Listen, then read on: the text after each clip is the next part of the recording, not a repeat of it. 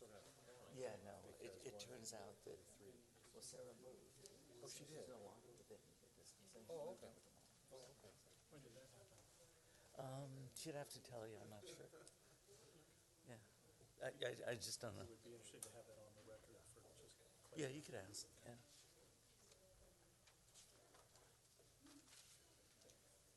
What's up, Dave? Is that a good position for the board members? Yeah, it's good to get that. Adjusted on the fly. The big screen.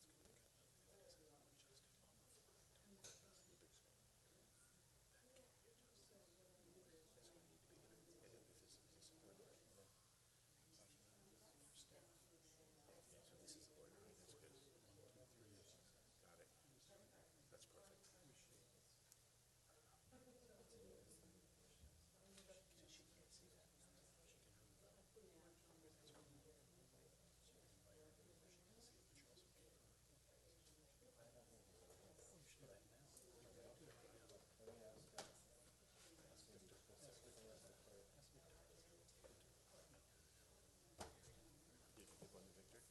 Ask Victor.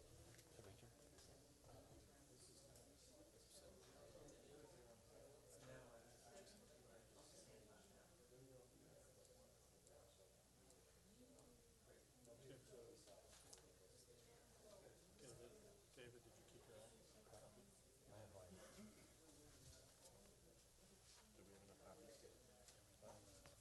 Still not approved. Do we have enough? I have, yeah.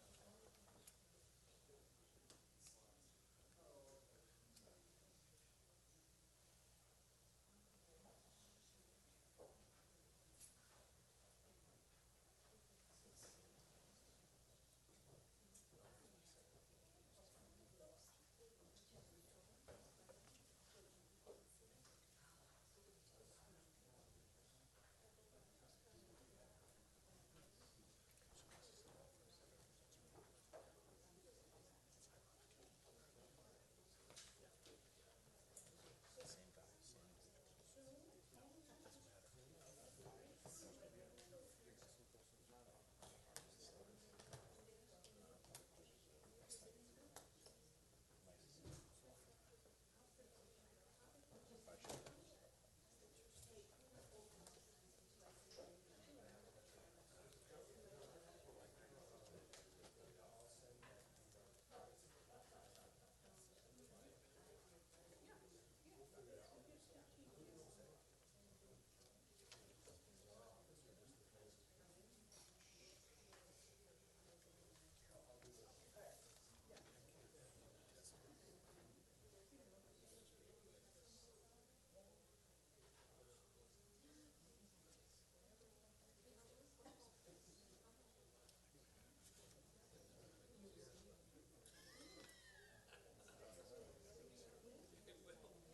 Doesn't matter. Don't always. Right. Don't always. I hate to confess, but I am actually a lifetime member. So is my sister.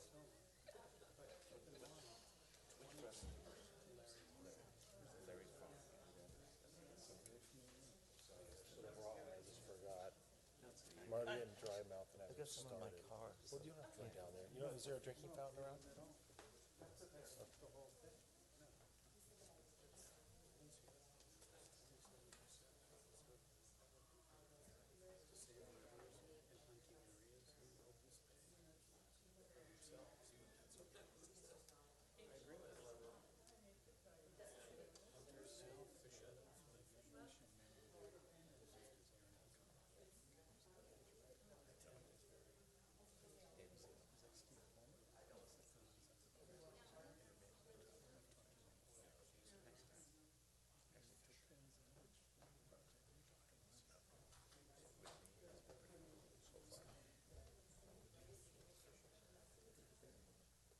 Oh, okay, okay.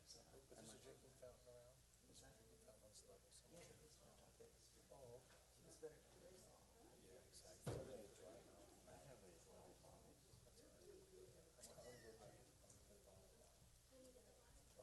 Yeah, since I'm drinking, is that okay?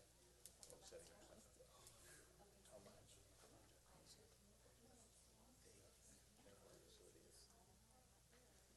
So it is.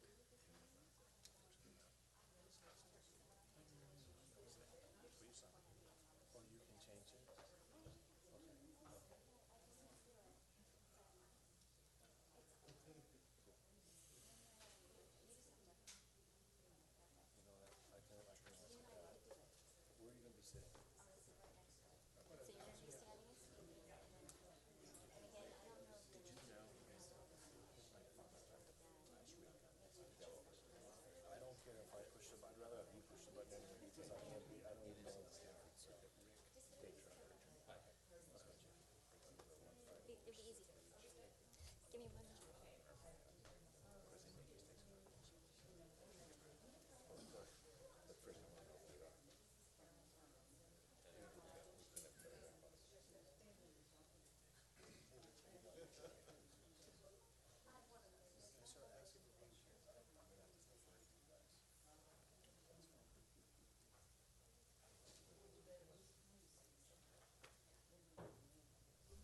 We're just going to take a few more minutes to make sure that everything's technically running smoothly.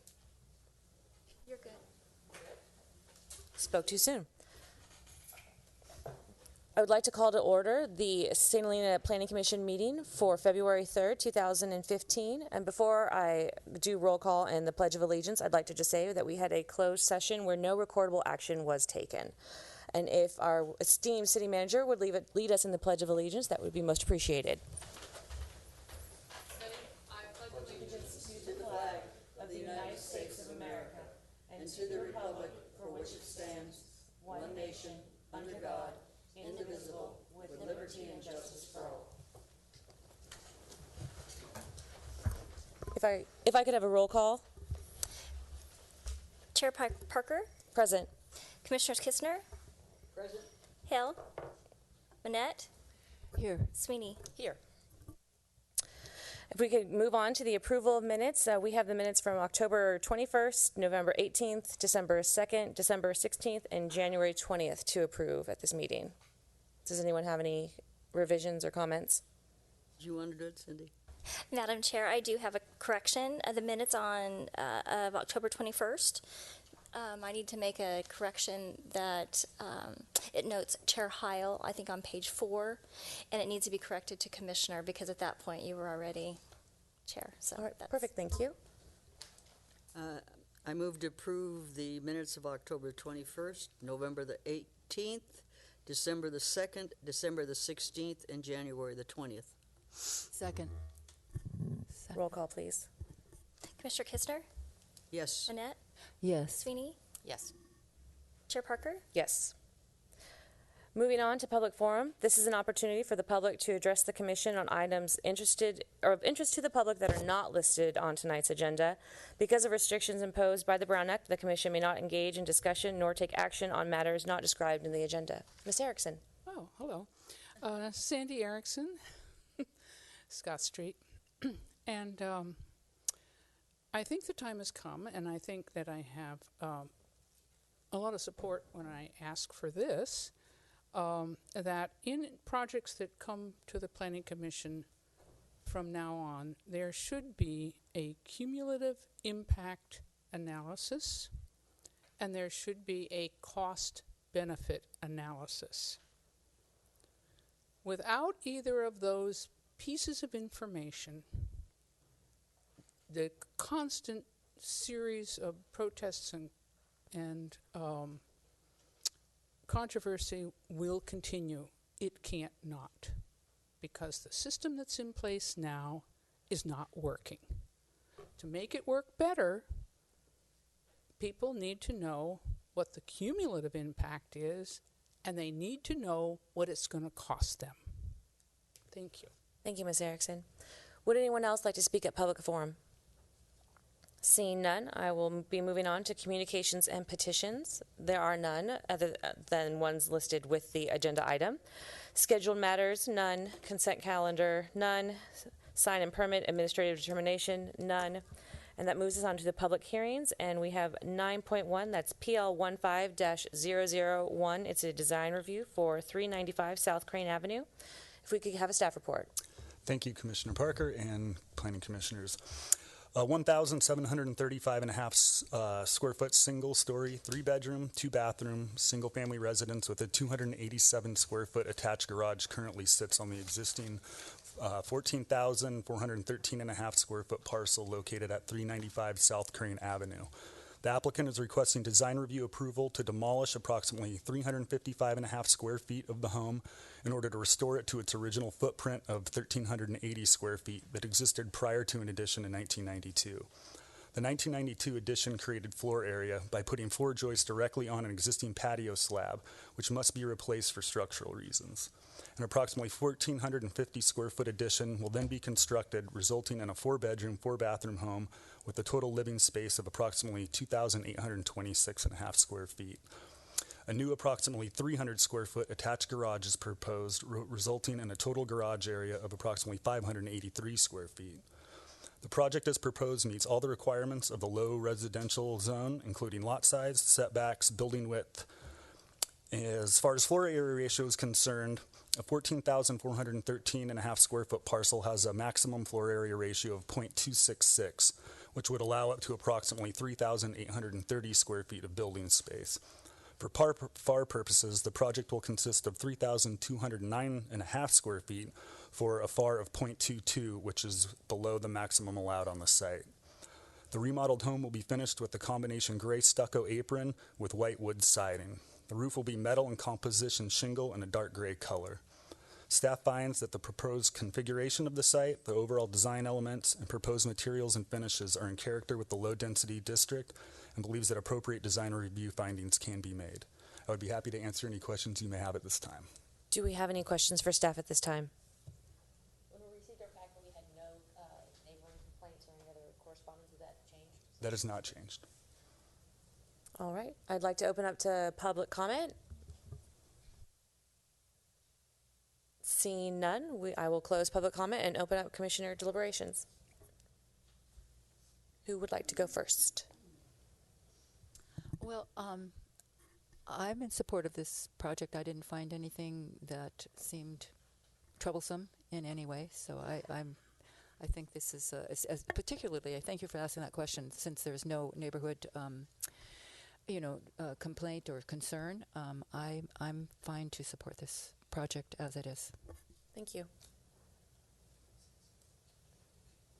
Commissioner Sweeney? I think the design's consistent. I think that they've been very appropriate in what they brought forward, and I think most importantly, people who are impacted locally have not had any input and feels that it's fine. I agree with both the other commissioners, and I really don't have anything to add. Yeah, I feel the same way. So I'm in support of this project. If we could have a motion.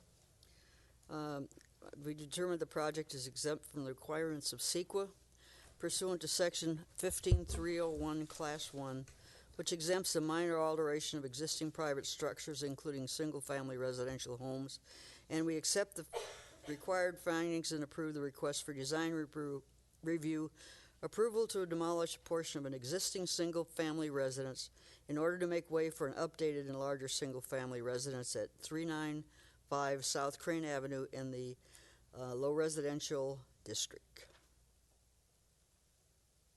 I second the motion. Perfect. No. Go ahead with roll call. Commissioner Kistner, Yes. Monette, Yes. Sweeney, Yes. Chair Parker. Yes. Moving on to agenda item 9.2. This is PL 14-024, a demolition permit, parcel map use permit, and design review. This is description is declaring a null and void and a vacation of prior actions taken by the Planning Commission. If we could have a staff report on this, that would be fabulous. Chairperson Parker and Commissioners, on September 2nd, 16th, and 30th, 2014, the Planning Commission considered and took action on the subject applications, the details of which are discussed in a separate staff report. The applicant subsequently asserted procedural irregularities with respect to the September 16th, 2014 Planning Commission hearing of the matter. In order to cure and correct the alleged violation, staff recommends that the Planning Commission first proceed by adopting the attached resolution declaring null and void and vacating the September 16th, 2014 Planning Commission hearing and vacating the Planning Commission's decision to deny the application and its adoption of Resolution 2014-08 on September 30th, 2014. After taking such action, the Planning Commission would proceed to consider the matter anew, as discussed in the accompanying staff report for the following agenda item. I'll let council take any questions from here. I don't have anything to add right now. Do we have any questions for staff at this time? All right. Going to open up public comment. Seeing none, I will close. Oh. Seeing none, I'm going to close public comment and open up commissioner discussion. I have no objection to approving this. And I support that. I think in all caution, it's best to back up and do it again. I agree. I agree, and as a full disclosure, I had to recuse myself on this item in the past because I lived within 500 feet. I have cured that by moving outside of that 500-foot boundary. And I also support the idea of doing this over. So. And just to be clear, it's not just that you move, but you don't own property. No, I do not own property within the 500 feet. Do you want a motion? Yeah, can we have a motion? Okay, I move to adopt the proposed resolution. Second. Roll call, please. Commissioner Monette, Yes. Kistner, Yes. Sweeney, Yes. Chair Parker. Yes. Moving on to item 9.3, this is PL 14-024, Part 2. It's a demolition permit, parcel map, use permit, and design review for 1837 Pine Street. The applicant is Mark Kane and Michael Fawn. If we could have a staff report. Thank you, Chairperson Parker and Commissioners. This project was originally presented at the September 2nd, 16th, and 30th, 2014 Commission meetings. However, for the reasons discussed in the preceding agenda item, this application is being considered anew. Staff is presenting three options for the Commission to consider on this application. The first is to approve the project as proposed. The second is to deny the project as proposed. A resolution with required findings is included. And the third option is to approve the project with the conditions to address consistency with the required use permit and design review findings, including a condition limiting parcel 2 to a single story, which could address concerns over consistency with neighborhood character and privacy issues. A resolution is also attached with conditions for this option. The applicant has applied for a demolition permit, parcel map, use permit, and design review in order to demolish an existing single-family residence, subdivide the existing parcel into 2 parcels, thereby creating a flag lot, and develop a new 2-story single-family residence on each of the new parcels. It is important for the Planning Commission to note that there are specific findings that must be made in order to approve a flag lot, including that development upon the flag lot will not result in a significant loss of privacy for adjoining residential units. Privacy is not limited to one home looking into the home of an adjacent parcel. It includes all living space, including backyards. And while the applicant has taken some measures to reduce privacy impacts on adjacent properties by eliminating and moving some windows up and adding landscaping, privacy concerns have not been eliminated, as there are still numerous second-story windows on the rear parcel looking down into the backyards of adjacent properties. Furthermore, it would be bad precedent for the city to accept the reliance on landscaping in order to maintain privacy. Landscaping provides some screening, but doesn't fully prevent the visibility, and landscaping can change over time based on owner preference. The Commission needs to carefully assess this critical required finding concerning privacy and whether the flag lot will result in a significant loss of privacy for adjoining residences. One clear solution to address this issue of privacy impacts created by any home built on Parcel 2 is to condition that house on Parcel 2 to be redesigned and reduced to a single story in height. In addition to required flag lot findings regarding privacy, a number of design review findings raise the issues of compatibility of the proposed project with the surrounding site and community. A key difference in character between the proposed project and the existing neighborhood is the intensity of the development on the parcels. The proposed homes are the highest FAR allowed in the medium-density residential zone, while the surrounding neighborhood is a mix of 1- and 2-story homes at much lower FAR. As required by design review findings, the Commission must consider whether placing a large 2-story home on a flag lot is compatible with the immediate environment of the site and whether it promotes a harmonious transition in scale and character between land uses. I'd be happy to answer any questions you may have at this time. Do we have any questions for staff at this time? I have none. All right. Seeing none, I'd like to open up the public comment. You actually might refer to as a public hearing. Oh, public hearing. The applicant, tell the applicant. Yes, the applicant must speak. Yeah, if the applicant would like to come forward. That was my point of order. Doesn't the applicant usually get to go first? Yes. And I'm Dave Trotter, counsel for the applicant. Thank you. Oh. I understand that you have a presentation for us. actually, it's going to be delivered by David Wright, who's also affiliated with the applicant, but we have some very nice artist renderings of the two homes. We'd like to put those up here in a place where all of the planning commissioners can see.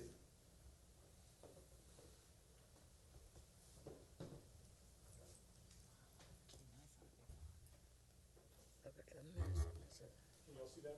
Yes, thank you.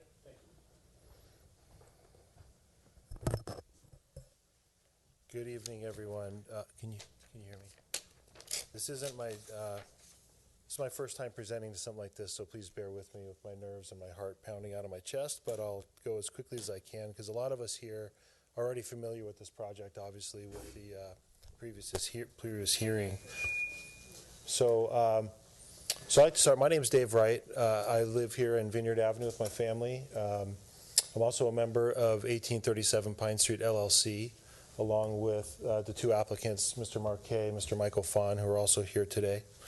And I appreciate the opportunity to have this hearing again in front of you. And I'm sorry, I don't know your name, Commissioner Tracy, and Ms. Parker, you weren't here last time, so I'm sure you're familiar with it, but I'm going to try to go quickly. We have a package here to go through, but I'm going to go as quickly as I can. So, I wasn't here. Pardon? Oh, you weren't? Okay, great. So it's like it's brand new for all you guys. So this is an overlay. If you can see this, the current parcel at 1837 Pine Street, it's a 16,686 square foot lot, and post split, proposed post split, the back lot would be 7,366 square feet, and the front lot would be 9,066 square feet. The minimum density requirement for the lot size is 7,000 square feet in the medium density residential. So post split, these both meet that requirement. And just quickly, just to show you what we propose to design, the front house here, this is a farmhouse design. So this would be on Pine Street. This is what you'd see on the street. It's a farmhouse design, 2,276 square foot main house. It's a 2-bedroom, 2.5 bath. It also has a 400 square foot guest unit, and there's also a 2-car garage. And the next one, this is the home that we're proposed on the flag lot in the back. It's a barn house design, 2,345 square feet main house. It's a 3-bedroom, 3.5 bath. It has a 400 square foot guest house. It also has a 2-car garage. So the medium density residential neighborhood, some of the details, what you find in this neighborhood, and it's basically really the corridor, pretty much it's the west side of Santa Elena, west of Main Street is really what we're talking about here. There's a prevalence of some detached single family homes. There's not many condos, apartments, multifamily units. It's pretty much mostly single family homes. A lot of the buildings on this side, they're influenced by the agricultural history of St. Helena, and we're going to show you that ours do too. But also, having said that, it's a very eclectic. There's a very eclectic architecture in the neighborhood, and I'm going to go through a few of those with you briefly as well. So some of the design highlights for these two homes we're proposing, they're family homes, 3-bedroom, 3.5 bath, and a 2-bedroom, 2.5 bath homes, which are family oriented versus a one-bedroom home, that sort of setup. The architecturally have been designed to keep the historical character really west of Main Street and all over St. Helena. And one thing that we took a lot of thought, we really wanted to address the privacy concerns for both homes. Those are the real crux of the character of neighborhood and the privacy, and really what the staff and what the former resolution of denial was really based on a 2-story house in the back. That seemed to be the real contention here. And we took extreme measures. We took everything we could do to eliminate the second floor privacy issues, and we'll show you that as well. I don't think we need to spend a lot of time on this. These are the required finding conditions. Aaron already talked about these. One is the consistent with the neighborhood and density. The other is a significant loss of privacy. And the last is it won't really result in excessive noise and traffic. I don't think the last point there has really been an issue of contention. But I really want to talk about the privacy first, because that's where we spent a lot of time to address that.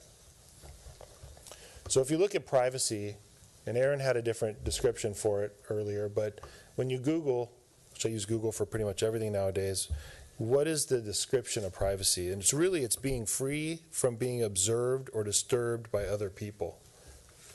So, and another way to say that is, a loss of privacy is not a neighbor looking at a new home. So I look at my neighbors' homes all the time where I live on Vineyard, but that's not a lot of privacy for me. If I see their home, that's not a loss of privacy. If someone's on a second floor looking at me or someone's looking at me, that affects my privacy.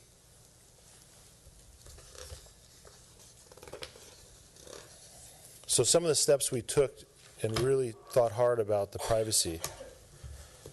We eliminated and moved windows on the back house and the front house. It wasn't just the back house. Main contention here is the back house. We actually did this for both houses. We raised the second floor window sills, which means basically if someone's sitting on the second floor on most of the rooms, you can't see the neighboring properties. You're looking at high or elevated. You're going to be looking at whatever view, the sky and high of trees that are in the neighborhood. You're not looking at anyone's yard and you're not looking at anyone's house. You would have to stand virtually right here to be looking down at a neighbor. But we've addressed that in another way, and by planting mature olive trees, which are evergreen trees, outside every single second floor window with an adjacent living space. And I'll show you an example of that next.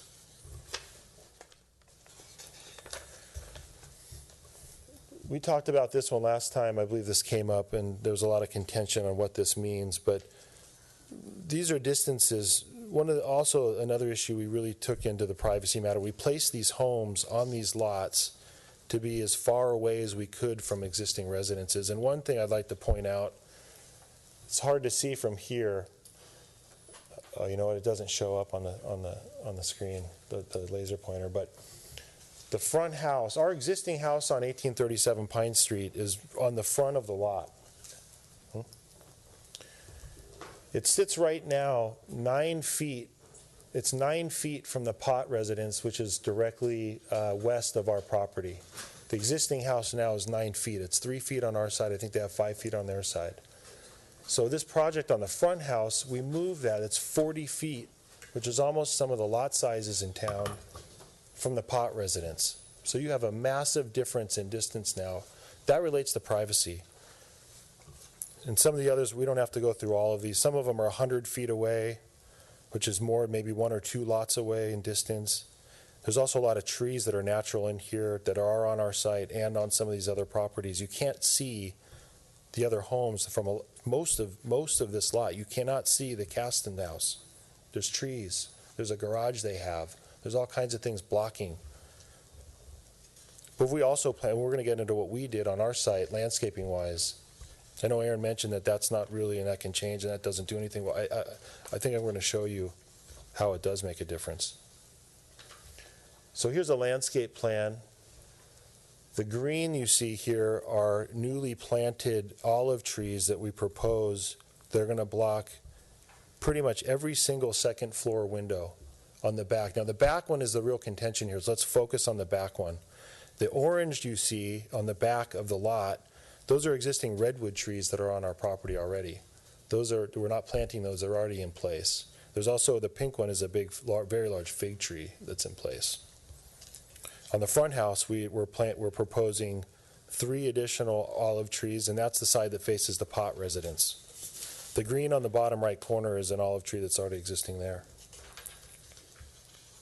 So how does this affect? So it's looking down at this, it's kind of hard to understand kind of how that affects the windows on the privacy on the back house. So next slide. So if you can see this, the tree outlines are fairly light.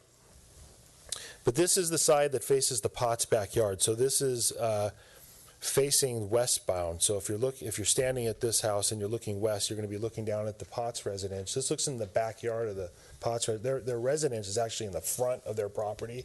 The back half is pretty much undeveloped. There's no structures there. It's yard. But if you look at this, you can see the windows that are on this side of the house.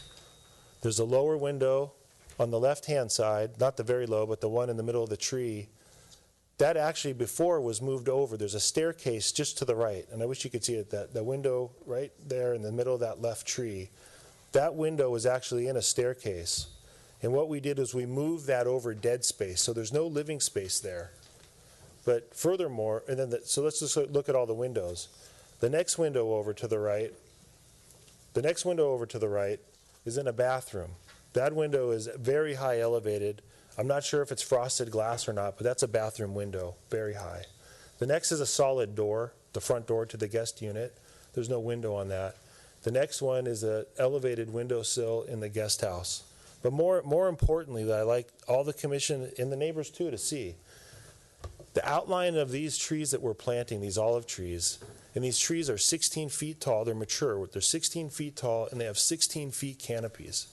They're very large olive trees. And I'm going to show you an example of what one of these trees looks like. It's actually next door. It's a great example of how much privacy these will give. So let's go to the next slide, please.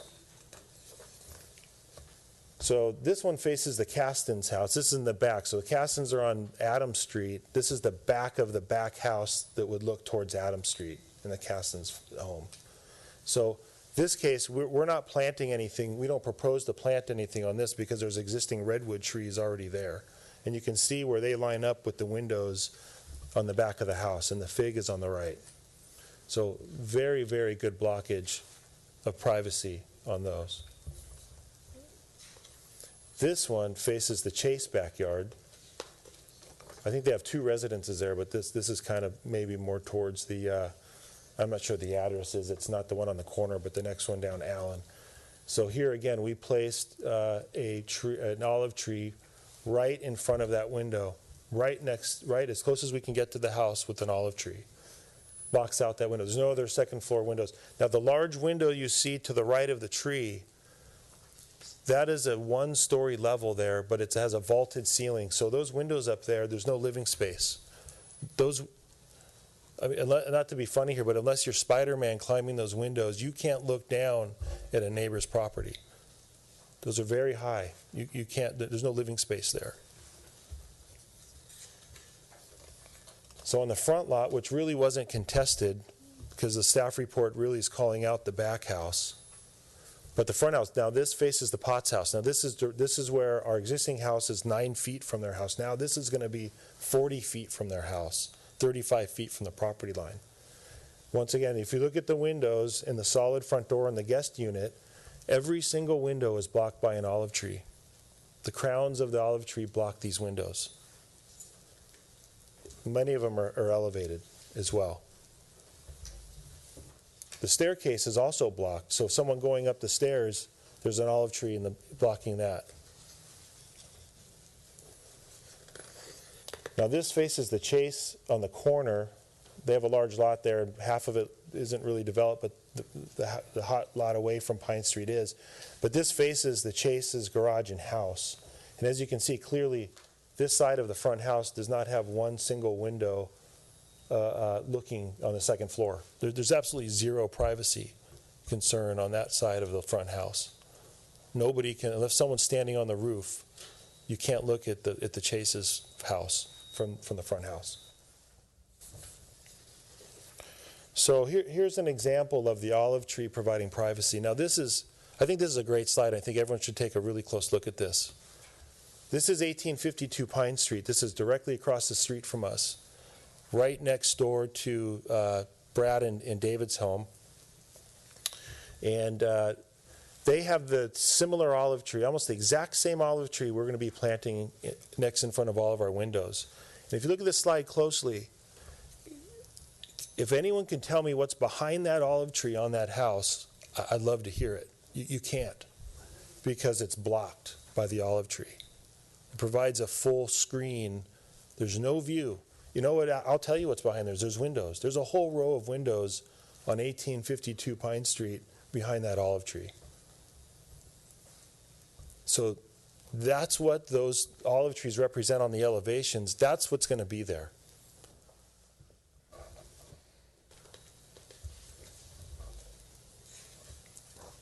So I believe, and the applicants believe, why no privacy impact finding can and should be made by this commission, that the olive trees planted on the property outside all second floor windows, they block any vision out of there. We just saw how great an olive tree provides that. You can't see through it. The raising of the second floor windowsill heights, again, you have to stand right next to the window to look out. And even if you do that, you're looking at an olive tree. And most importantly, we designed it this way. We designed it, we read the letters from the neighbors, and we designed these to address their concerns for privacy. So not only is there not a loss of privacy, there's no significant loss of privacy, and that's the threshold this commission needs to address, a significant loss of privacy. I would argue there's no loss of privacy. So that leads us into the other major issue here, it's character. And that's a very subjective matter. Character can look at in a lot of different ways. The planning commission, the staff chose to look at it in one way, but you can look at character in a lot of different ways. And it's really the distinctive nature of something. What makes something different? What makes something different from something else? That's the distinct. What's the character of this neighborhood? What's the character of St. Helena? So some of the elements of neighborhood character. And I talked to a lot of people over the last week or two in my gym, at the coffee shop, strangers that live here. I don't know them, but they live here. Because this is really interesting to me. I asked them, what are some of the things, how would you describe the character of the west side of St. Helena? And they said, it's cultural, ethnicity, the history of the area, the architecture, the neighborhood amenities like park, how you get around, the transportation. Hey, we love to ride our bikes down to the farmer's market or the business, the proximity to the business district. Those are all character of a neighborhood. Common interests with my neighbors. We have block parties every month on my street. I love that character. That's the character of our neighborhood. We really enjoy that. That's why I live here. That's why that's why I moved here. I love this place, and that's it. You know what no one said? No one said, I really love what's really the character to me is the size of a house relative to the size of the property. That was never said by anybody. I've never heard someone that's a definition of character. But that's what the city staff chose to use as character. So if we can go to the next slide, please. So what is character of some of the homes? So let's just, all those other things, how you feel safe, those character items, but let's focus, since we're proposing to build a house, what are some of the character of the homes on the west side of Main Street? Like, there's eclectic architecture. It's predominantly, like we said earlier, single-family homes with 1- and 2-story homes. The community isn't filled with 1-story homes. 2-story homes are everywhere. And might I say, and I'd like to add, there's a lot of 2-story homes with windows on the second floor as well. I haven't seen one second-floor house in Santa Elena that doesn't have a window on the second floor. Also, the agricultural history of Santa Elena has influenced the design of many buildings. We've kind of mentioned that before. And there's also a lot of various sizes and shapes of parcels in this town. This wasn't a recently planned development with everyone has the exact same house and the exact same square foot lot. It is all over the place. There's smaller lots than ours. There's bigger lots than ours. There really is no discernible size, how you can describe the character of the lots here. So if you go, so just, I'm going to go through these real quick, you guys, because this is important, but I think we can get through. So just some examples of the eclectic architecture. So right across the street from our house. And I tried to keep these right in the immediate neighborhood of 1837 Pine Street. So right across the street from us, you have a contemporary, recently built. Right next door to that house, just to the east of that, is 1832 Pine Street. If you can go back a slide. So you have this house, recently built, and you go next door, you have this house. That's how eclectic our neighborhood is in the west side of St. Helena. This is the Pott residence. This is what I would consider a mid-century bungalow, built in the 40s, I believe. That's and that's right next door to our project. This is right around the corner. Here's on Hudson. There's a colonial. So you have everything from colonials to modern to farmhouses. Here's one that was recently approved on Madrona. Well, and by the way, this was an 835 square foot house that this commission approved to go 2 stories, and there's windows up there. And now they turned it really, it was a stucco. I'm not even sure how to describe the architecture on that one. But now they really, again, they're capturing the essence and the spirit and character of St. Helena, and they're doing a farmhouse. There's also a Cape Cod. I think there's 1 or 2 of these in town. So you have everything from Cape Cod to modern, farmhouses. So it's a very eclectic neighborhood. So not only, really I want to get back to what kind of pertains to our project. There's a lot of two-story homes on flag lots in St. Helena, particularly in the west side of Main Street, which the general plan really wants us to keep that distinct nature. That's what the general plan says. It doesn't say just the neighborhood of your house. It says the whole west side of St. Helena. It's particularly west of Main Street. So here's one. The green one is our project. And right next door, that's about 110 feet away. It's almost just as far as the Caston house is to our project, our back house. So that's 1587. That's 1527 Allen Street.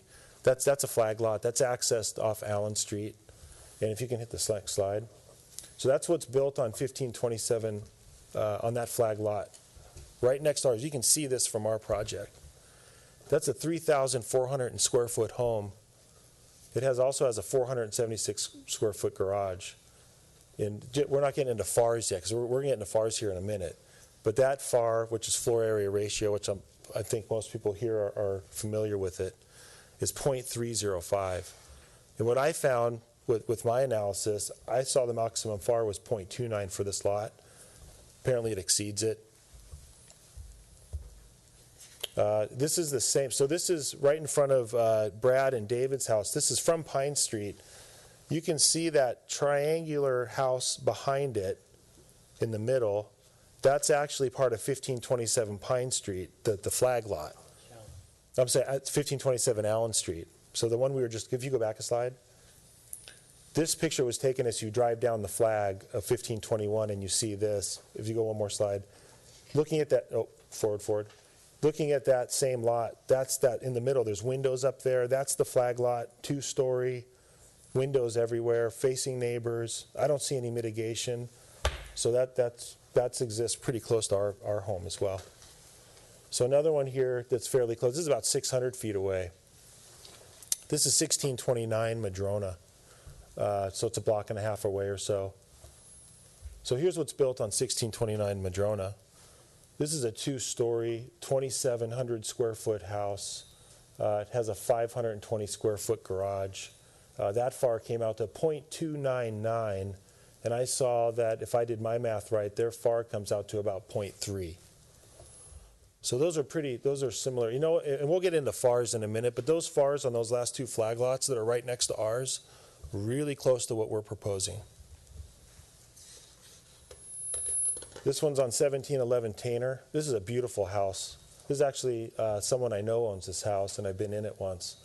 And it is a gorgeous house. But looking from the street down the flag, the entrance, you can see this. I don't know if you can see the scale, but there's chairs right down the middle above the set 1711.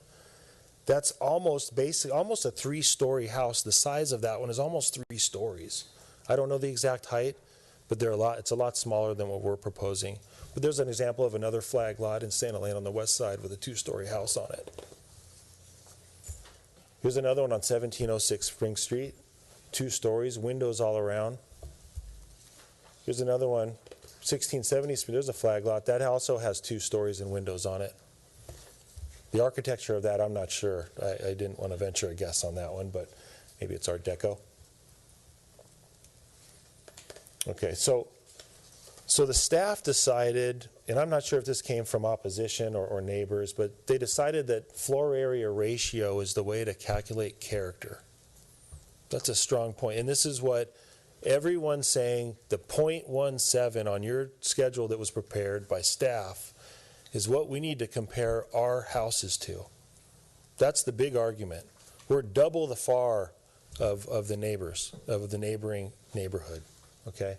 Well, FAR is not a way to determine character. FAR is what the current standard, it's what the code says you're allowed to build on a given size lot. That's not character. That's telling you exactly how big a house you're allowed to build. That's not character. Using FAR, that's floor area ratio, the acronym for it there, to determine compatibility, it's changing the rules and it's setting a new standard. I've looked through a lot of approvals by this commission over the last couple of years. I spent a lot of time researching this, and I haven't found one analysis that prepared for any other applicant that did an average FAR for the neighborhood and compare it to what someone's doing. This is a new for me. This is a new for what I've ever seen.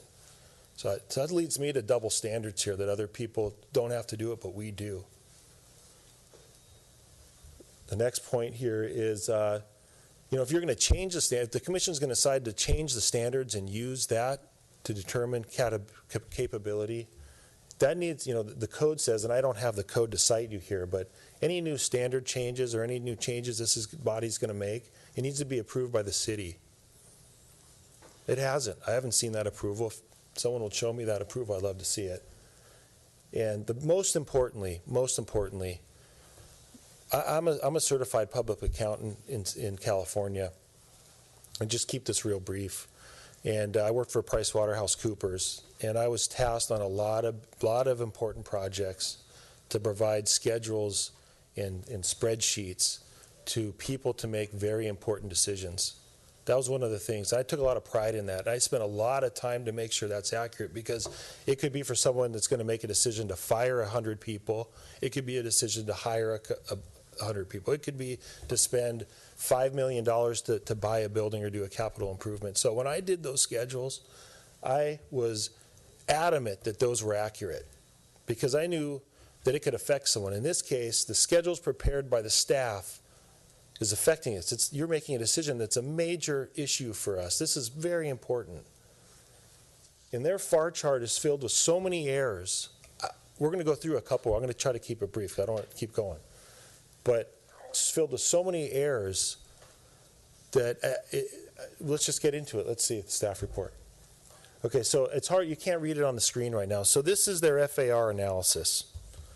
So someone arbitrarily picked a neighborhood to choose that these properties are in the neighborhood, picked an area.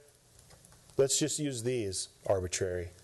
And let's take the square footage of the houses, and let's take the square footage of the lot, and let's divide those to come up with the floor area ratio. First off, that's not how you calculate floor area ratio, because floor area ratio includes the square footage of the house. It includes a guest unit, anything over 400 feet. You're allowed to exclude 400 feet when you calculate floor area ratio. If you have a 600, for example, you have a 600 square foot guest unit, and you calculate your floor area ratio to see how big a house you can build, to add to your main house square footage, you would have to have 200 square feet, because you're allowed 400 and you'd have the excess. So a 600 square foot guest unit, you would have to add 200 to the main house square footage. And on garages, you're allowed 200 square feet. So if you have a one-car garage, generally, or a carport, you have allowed 200 square feet. But anything larger than that, you have to add that into the house square footage and the guest house, anything over 400 feet. That gives you a number. Then you divide that number by the square footage of the lot. That gives you a number. That's called floor area ratio, okay? So if you look at this, and in my CPA background, I'm very meticulous. I look at this stuff. I see this and I say, okay, where did they get this information? That's the nature of me. And I say, okay. So last week, the applicant, Mark Kay, gave a letter to the city, to the staff, and said, hey, you guys have a pretty big problem with this schedule.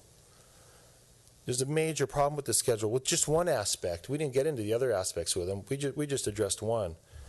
So what the staff missed was that they didn't include the square footage for any of the garages at all.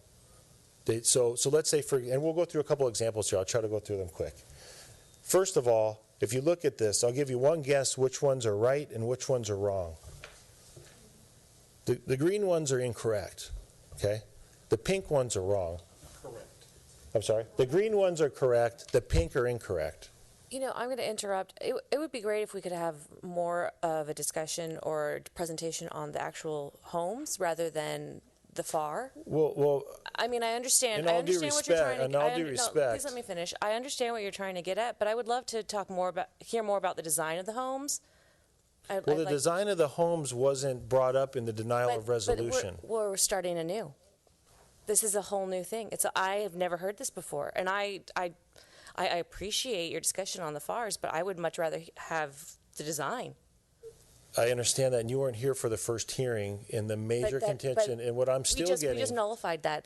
That hearing no longer I exists. understand that, but I'm still getting, I ran into Victor today on the street, and he said, why don't you guys just build a one-story, get the FAR down? You know what? That's still an issue, and that's really important to us, because that's And what the basis. I appreciate that, and I understand that, but we've been at this for now 25 minutes about the FARs. I think that my fellow commissioners, and you can pitch in if you'd like to, would like to hear about design. Well, we have an architect here, but all due respect as well, May I, but we spent most time on privacy. applicant, I would let him finish this because I think we've got several big topics. So I would say, let's hear him out so that that no one feels that he didn't get a full chance to speak. At least I'd like to know your conclusion. Yeah, I And mean, we will get back. I don't think we need to go through don't think every it's- single Okay, I home will in the stop. neighborhood. then. Okay, go ahead. I'd let him continue. I appreciate what you're saying, Madam Chair, and we certainly we've given you this PowerPoint presentation. It's in the record. We will get back to the design issues as part of this presentation. And I'm not saying I want it to stop now. I'm just saying I'd like for us to Right. kind of speed through Yeah, this yeah, a little okay, bit quicker. sure, And then so we can go to the Yeah. actual Sure. applicant. I think a majority so far we've talked about is privacy, but that's a matter of, okay. So let's just go with this real quick. So what I wanted to do is point out just the sloppiness of how this was put together, because this was, I'm sorry, when we first got denied, this was the basis of why it was denied. This number was everywhere. 0.17, you're 0.31, 0.17, 0.31, all over the place. So that's why I spent a lot of time to address this. But I'll go through this real quick. So we'll go through these quickly. So just on our house, they left off a huge carport and garage. You can go to the next one. 1842 Pine Street. Now this one's interesting. This was Brad and David's across the street. They use in the FAR calculation a 2,300 square foot house. But right here, I copied what was approved and what they built. A 2,900 square foot 3-bedroom house plus a 686 square foot thing and a 2-car garage. How does that relate to what staff used in their calculation? It has nothing to do with it. There's nothing to do with it.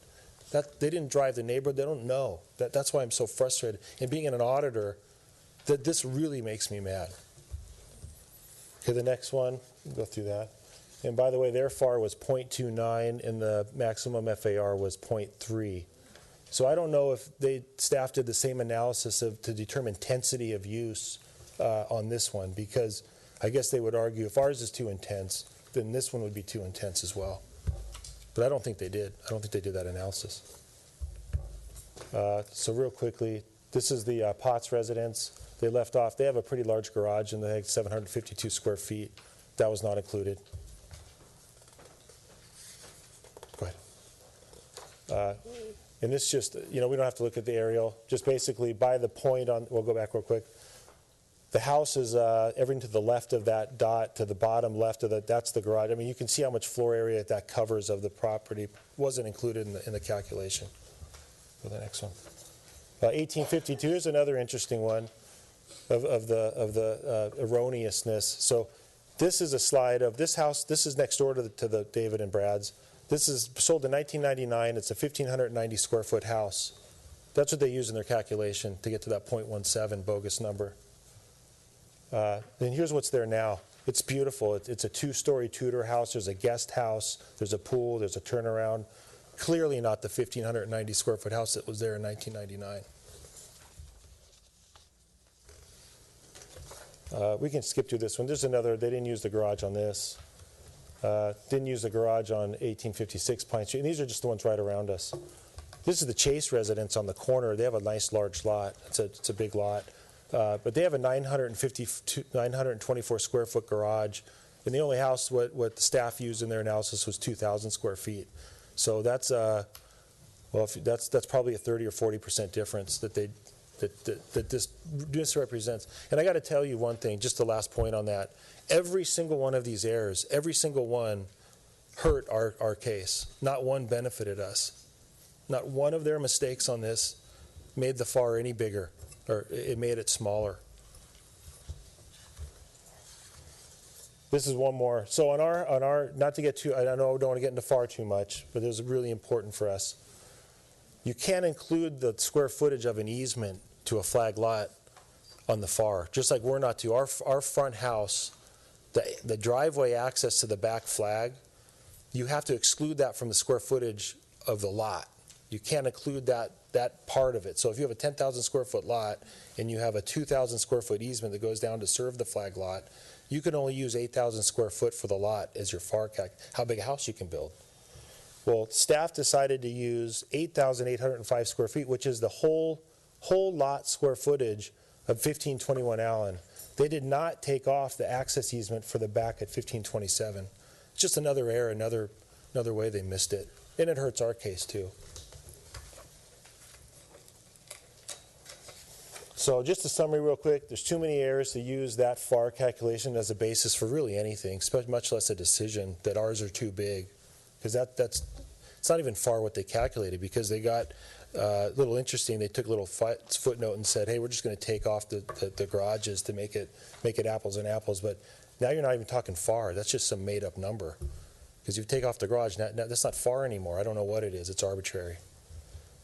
Every single error was detrimental to us on that analysis, and it's just not an appropriate basis for character. So this is an important one. It still includes FAR, but I just want to show you some of the recent approvals that this body has made, that the city has approved. 1842 Pine Street, their FAR was 0.29. And all this leads to the intensity issue. We still don't have a definition of intensity of use. Is that density? Is that FAR? I mean, intensity is a made-up arbitrary term that the staff has used to say we have a problem. But, so look at these FARs, 0.29, 0.34, 0.30, 0.32, 0.42, 0.27, 0.34. And ours is around 0.31. So I would say ours is actually maybe smaller. And these are all, except the bottom one, all the red stars, those are all for two-story homes that were approved by this body.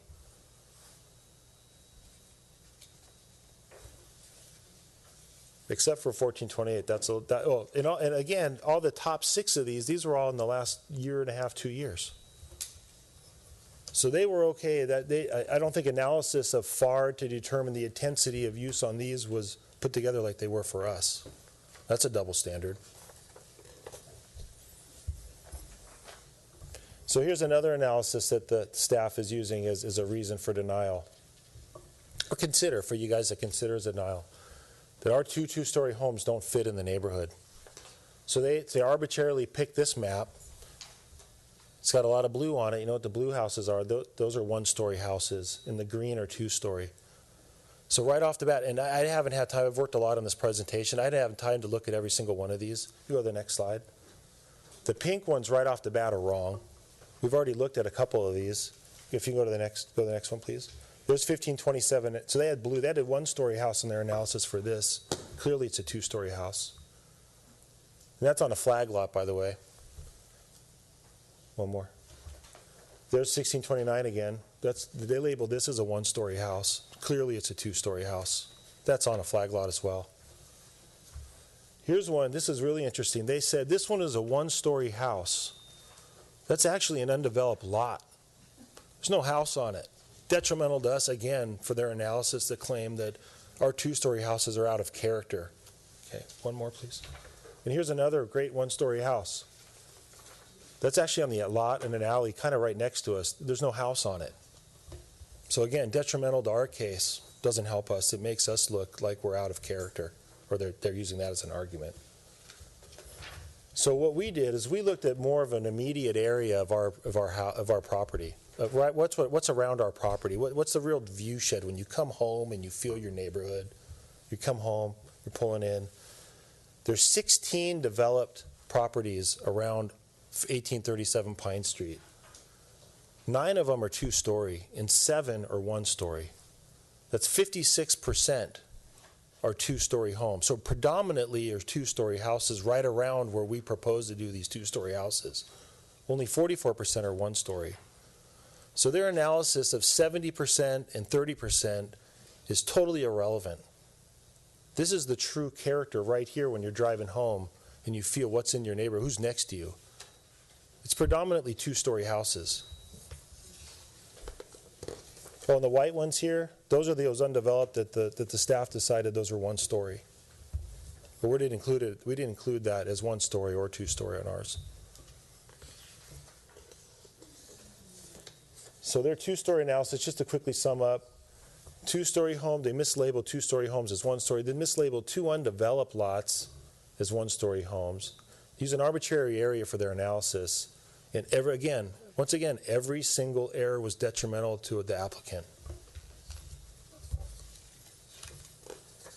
And this one I want to go through real quick. They also did a lot size analysis. Again, arbitrary area, what's all around there. The purple ones are big lots. Yellow is between 10,000 and 14,000. The green are smaller. So you get the picture. These are different size lots, kind of color-coded them. They use really big swaths of instead of using like every 1,000 increments, they chose big blocks. So we looked, and this was kind of funny. Don't laugh. Don't go cross-eyed looking at this. But we broke these down at actually 1,000 increments, 1,000 square foot. Again, just for our neighborhood, the 1,000 square foot increments. And tell me which ones are out of character. There's a lot of them the same. Our front lot is the same as a couple others. The other lot's bigger than a couple, smaller than others. There's no discernible character in this neighborhood. You can't use lot size as a discernible character. One thing when I ask people, what's the character? They don't say, oh, great lot, everyone has the same lot size. That's not a discernible character. So again, just to summarize that, the new parcels post-split are consistent with the lot size in the immediate area. Well, we're just wrapping this real quick, you guys. Go ahead. So here's just some architectural character of the neighborhood. This is actually right down the street from us in Pine Street. This looks a lot like what we're proposing on the front house, on the front lot. It's beautiful. I love that design. When I see Santa Elena, that's what I think of. Absolutely beautiful. Here's another one. Here's an older one, another farmhouse. This is nearby. Here's another farmhouse. This is more of a historical one. This is on Allen Street. That's beautiful. I love that farmhouse. There's some of the character. I think when you go down Main Street or Adams or Allen, you kind of see these kind of homes, kind of what we're building. This one, this is something different. This is actually a school on the east side. And I asked myself, why would they decide to choose this architecture in design? Why would a school that can pick anything they want? They picked a farmhouse looking, and you can see on the far right there's a barn back there too. It's a beautiful school. It's absolutely beautiful. And that's what I think. When I see Santa Elena, that's what I kind of think of. That's the character to me. Go to the next one. And that's really similar kind of what we design. We designed two beautiful homes. This is the front lot, and this is the back lot. They fit right in character with the neighborhood. They're compatible. They're beautiful. So just to conclude, my mouth's dry here, is so I believe, and the applicants believe, you should make the findings. You should make the findings that the building of the two-story home on the flag lot is consistent and compatible with the neighborhood of West of Main Street. We showed you tons of examples. They already exist. That is what makes the character of Santa Elena. They're already there. We're not setting new precedent. Denying it because they're too big is setting a precedent, because you've already approved other ones that are larger than ours. And also the privacy issue. Go back to the privacy issue. What we've done and what we've carefully and thoughtfully planned. I would argue there's no loss of privacy. And significant is a higher threshold. There is no significant loss of privacy on either of these houses. And I really appreciate your time. If you have questions, our architects here, we have some other folks here too. I'm sure we'll have many questions. Thank you.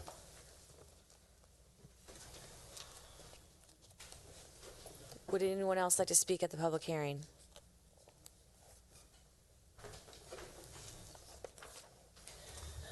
Hi, I'm Claire Plott. I live at 1849 Pine Street with my husband and our kids, and I'm sorry I've got a really bad cold today. I know I spoke before, so I'm hopefully, I know you've watched all the videos probably again, and so you've taken that comment, and I won't have to repeat myself too much, but just in case.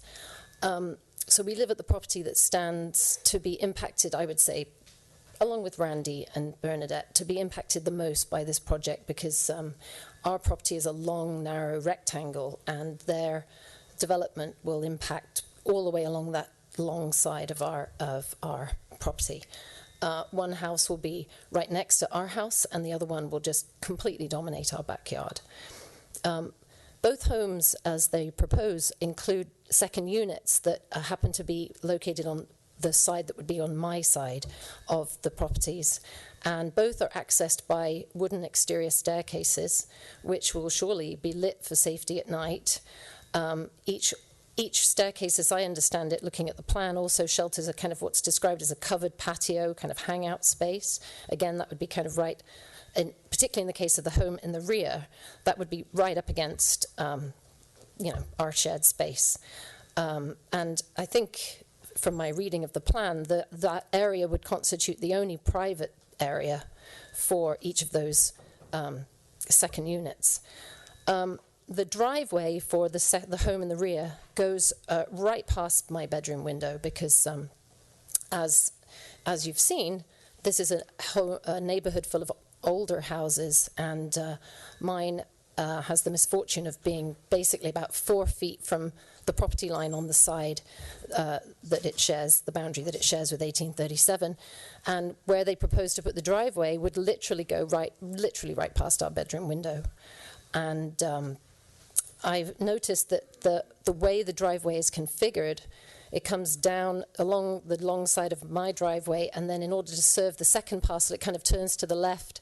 The garages are right there, and so the house is sort of in the rear. And so it seems like, and I can't really tell how the cars are going to, I can see where they can park, but I can't see how they're going to, unless they're going to back all the way back out of the driveway, they're going to be doing a lot of like 3-point turning around and all sorts of stuff. And that's all going to be happening, kind of all that noise and all that activity is going to be funneling right back towards our house.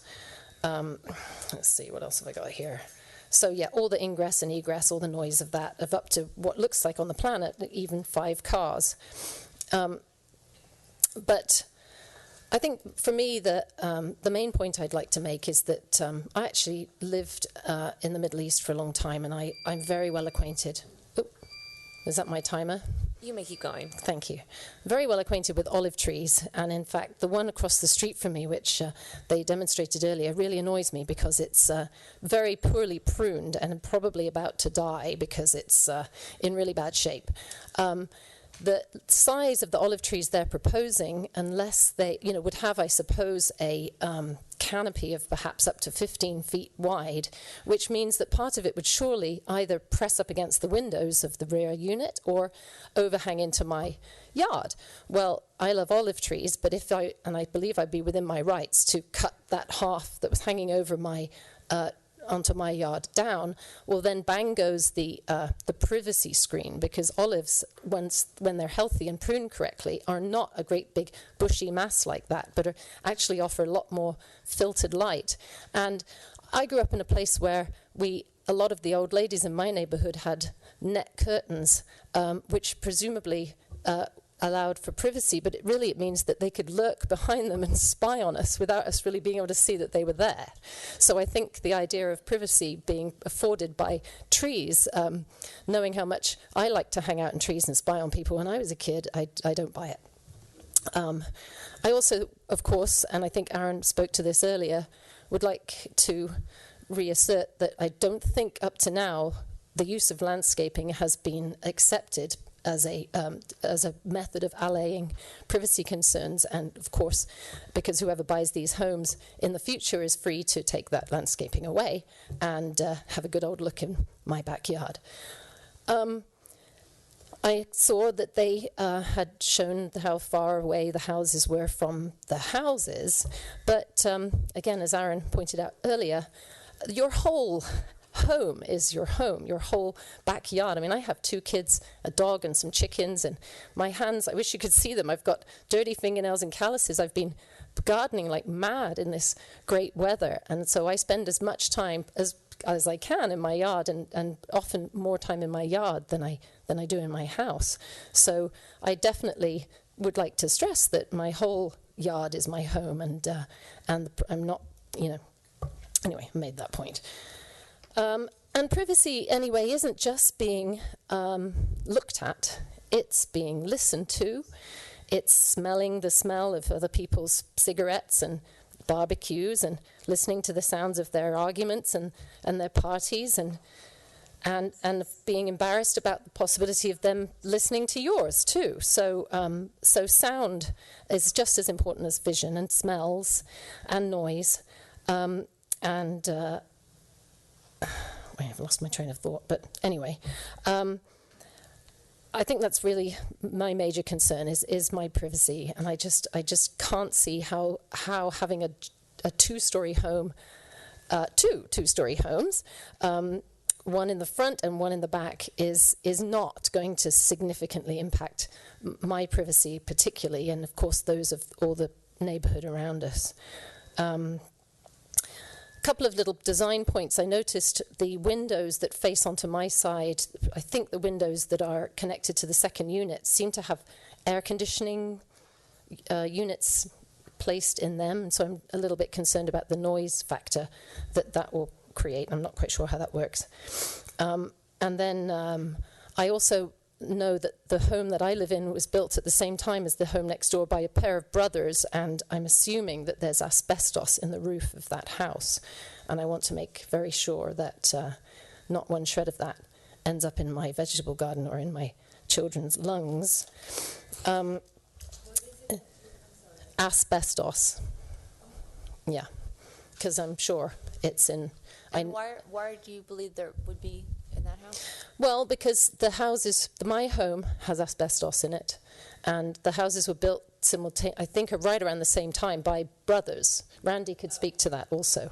And when they're demolishing the house. So when they're demolishing the house, I want to make sure that, yeah. Well, I don't know that to be true, but I know that they were built by a pair of brothers, and lived in for years by cousins. So I'm just guessing that there's probably asbestos in there, so I want to take care of that.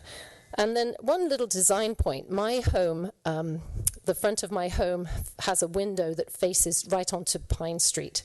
It's about a 4 square foot window, and in the afternoons the sun simply pours in through that window, so much that in the summer we just have to have it shuttered the whole time. And the house at the rear proposes a 2-story high, enormous wall of glass, plate glass window, and it's in exactly the same orientation. And I know there's some language somewhere in the codes about how homes have to be designed with the possibility of being heated and cooled effectively, and I just know, because I know how hot that gets. My whole house gets just heated by that 4 square foot window. I just can't see how that I just think that's a design flaw that would have to be addressed. Yeah, I don't really want to take up any more of your time, but yeah, I really do want to stress that the landscaping is not going to do it for me. And I love my home and I love my privacy, and I want it to remain. Thank you. Thank you, Mrs. Pott.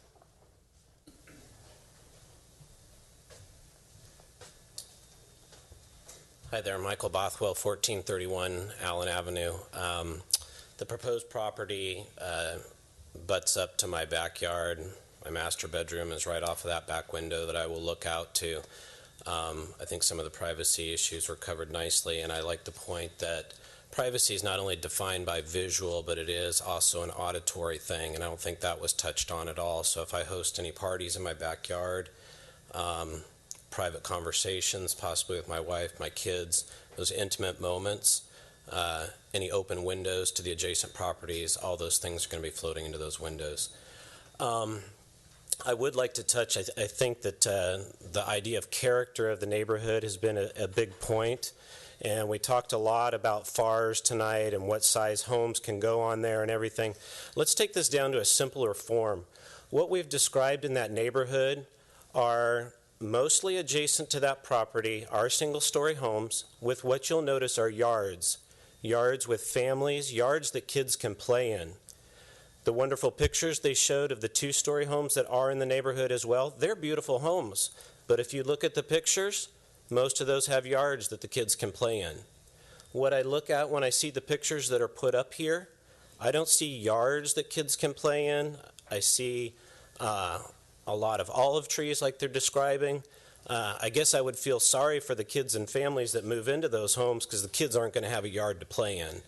So when we talk about matching character of the adjacent houses around being family homes, those don't look like family homes to me that are designed for kids to play around.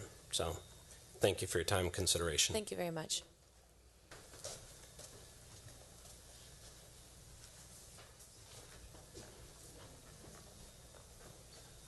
Good evening.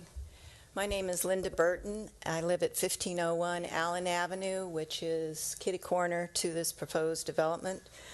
My father built this home, the home that I live in, right after World War II, as Bernadette's father did, and the family that built the subject home. We all grew up together, the kids in this neighborhood. All the homes on either side of this proposed property and my home are all single-family homes, one-story, small ranch or bungalow homes. And I think that's the character of the immediate neighborhood. And I also take issue with the speaker saying that character is subjective. It's not subjective. As this commission's council eloquently spoke to in September when this issue came up, the regulations, the city regulations, specifically the FAR regulations, objectify what is meant by character. And if you look at the homes in this neighborhood and you see that we're going from, on this property, a single family dwelling to 2 McMansions with guest homes, and the water, lack of privacy, traffic, noise that is attendant to that, it is going to radically change what is the character of this neighborhood. And I guess I also would like to address when the speaker said that the FARs really make him angry. Well, what makes me angry is when someone comes in who does not live in our neighborhood, buys this lot, and develops it clearly with the motivating factor to make a lot of money, does not plan to live in this neighborhood, and will affect what goes on in this neighborhood for years to come. I would feel differently if he would downscale these homes, make them one-story, and reduce that footprint in the neighborhood. Thank you very much.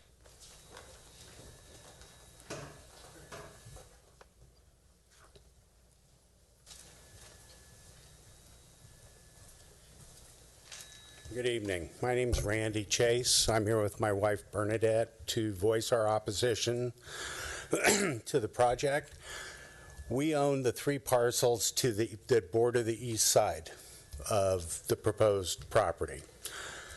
These properties have been in, actually we own 2 other properties at Hudson and Pine. So we have actually 5 properties within 300 feet. There's many reasons or many facets why we oppose this application. We want it to be known that up till now we have supported all our neighbors' requests to remodel their homes. We feel that you should be allowed to do whatever you want on your own property as long as it does not negatively affect or infringe upon your neighbor's privacy, views, property values, and maintains the character of the neighborhood. This proposal infringes on all these things and will set a precedent that will change the look, feel, and desirability of our neighborhood and city, which most of us want to preserve. In reference to the requested use permit to subdivide this parcel into a flag lot, the minimum width required is 70 feet. The second parcel will have a width of only 60 feet.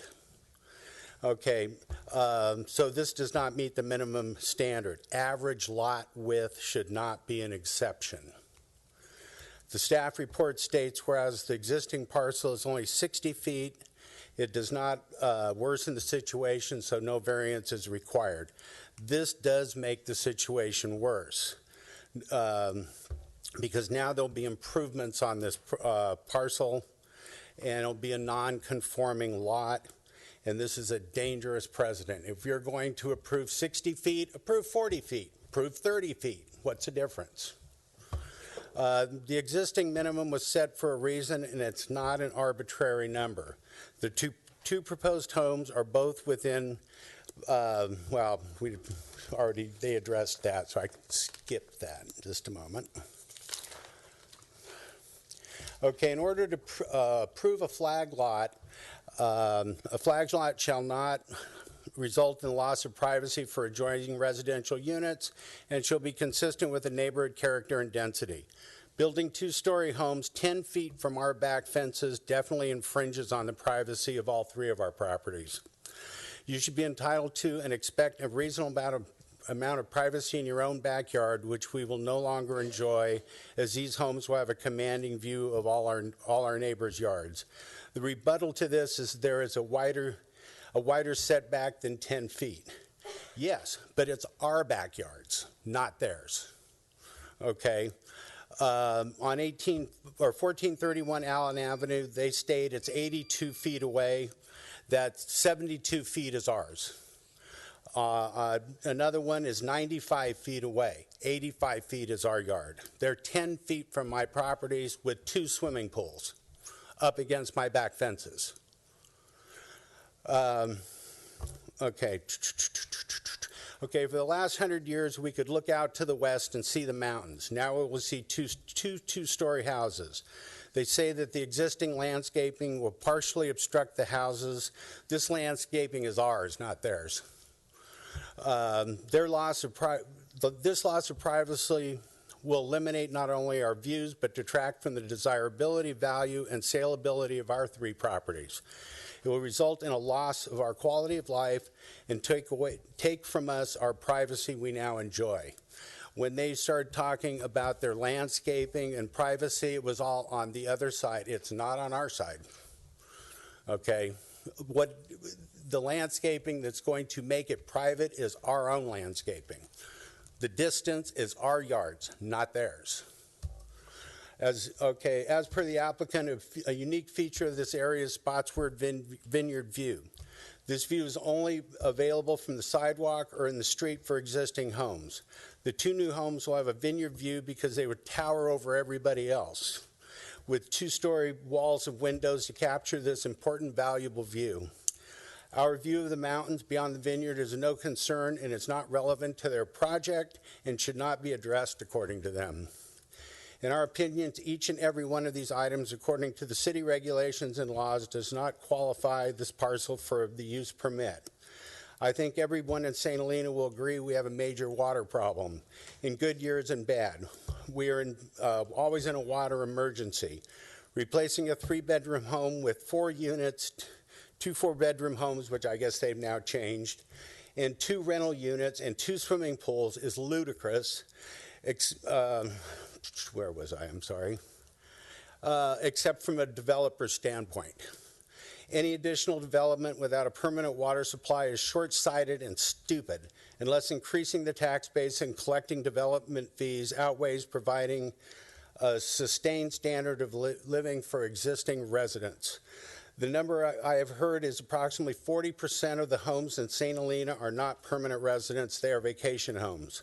What would happen if these became primary residents and full-time residents? Could the city provide enough water? I don't think so. So should we gamble that the new houses will only be occupied by 1 or 2 weeks a year? Only you on the commission will decide this issue. In reference to their Delta consulting report, maybe I fell asleep or was sick or cut class when they did that in math. An existing home with 6 people, a pool, and minimal landscaping uses 530 gallons of water.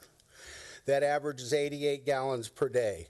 The 2 houses with 16 people, 2 larger swimming pools, and more landscaping will only use 686 gallons of water, averaging 41 gallons per water per day, all because of low-flow toilets, which you have to flush 2 or 3 times. How can you possibly justify and or believe that an additional 10 people in pool will only increase water usage by 156 gallons, 15.6 gallons per person per day, including 73 gallons for the pool, so only 8.3 gallons per person? If this is the case, perhaps they should design every new project in California, and the new St. Helena regulations should allow only 8.3 gallons per person, then shut off the water. If I buy a low-flow toilet and donate it, can I use all the water I want, water my plants, build a pool? According to this math, I'd be a role model saving the city water.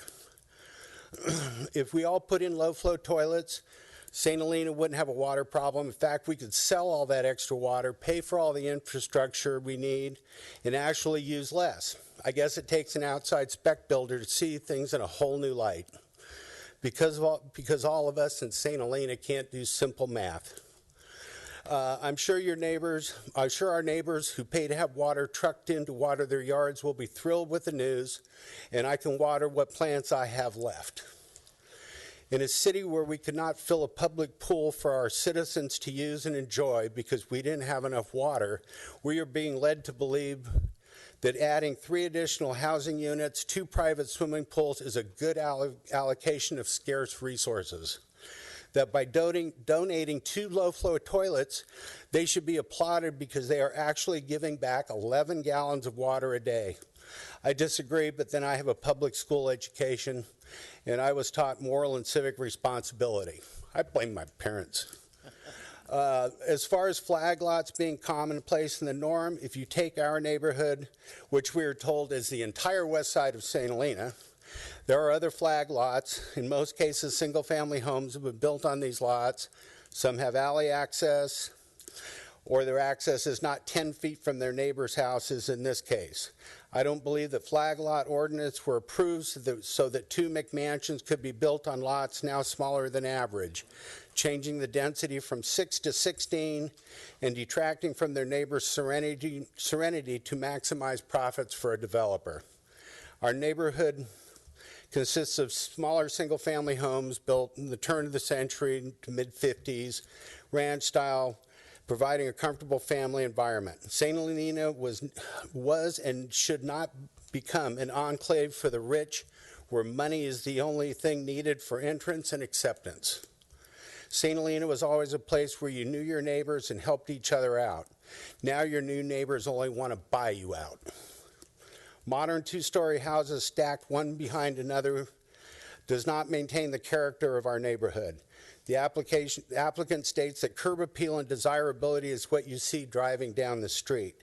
You won't even notice the house in the back, unless it's in your backyard. At some point, we the citizens of St. Helena need to make a decision. Do we stand up for what's right morally and treat each other as equals and have a stake in what's happening in our city and preserve it?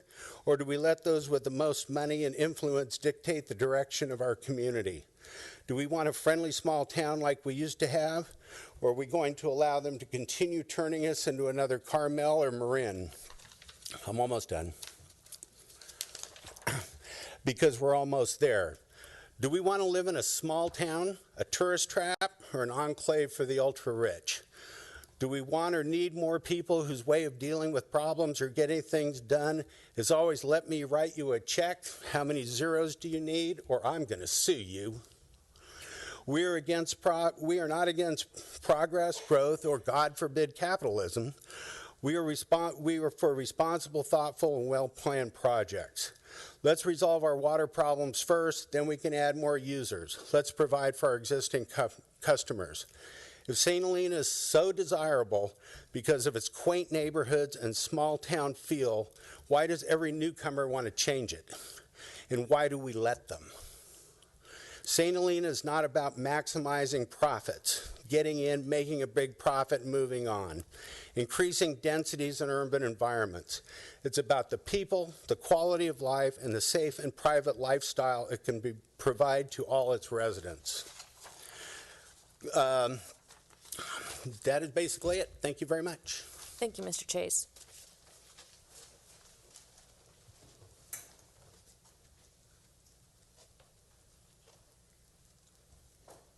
Sandy Erickson, Scott Street.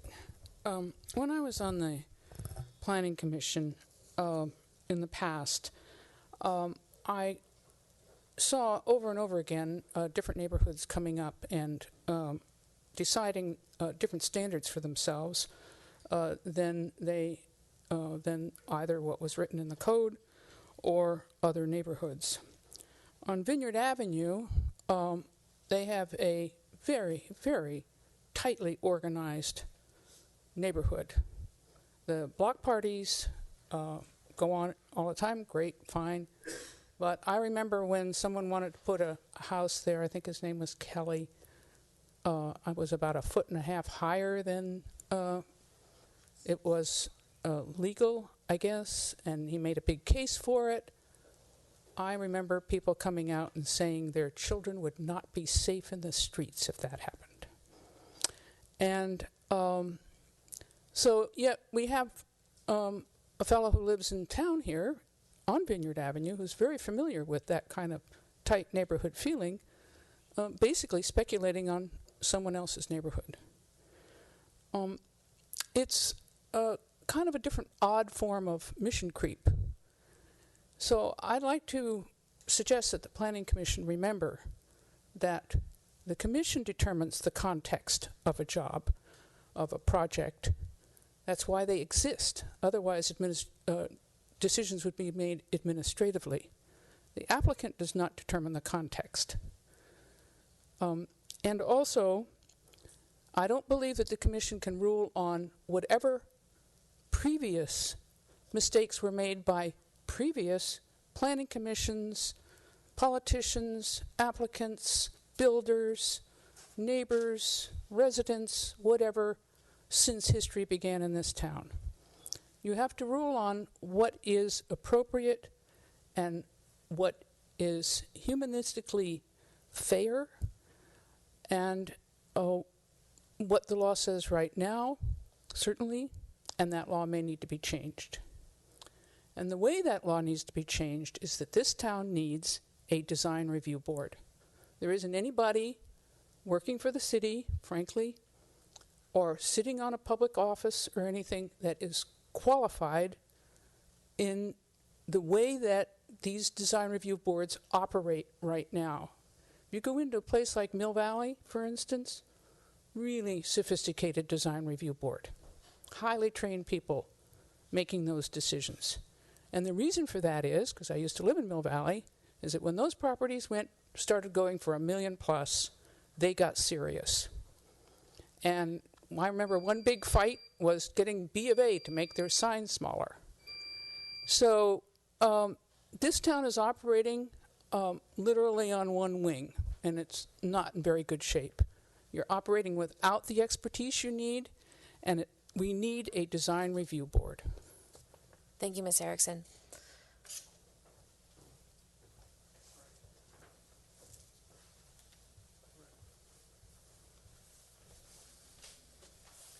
Hi, Bert Caston, 1830 Adams Street.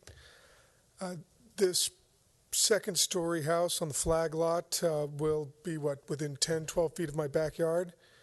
And it looks like by design, this will be a flat building, and I think the noise from people hanging out in the backyard will go right across the fence and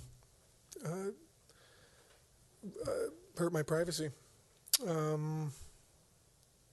I see a lot of windows facing my yard on the second story, and I believe people will be walking around up there looking right down into my yard. There are a few sickly, skinny trees, but it's really not going to help, and from what I've heard, landscaping is not an acceptable barrier for privacy. Okay, thanks. Thank you very much.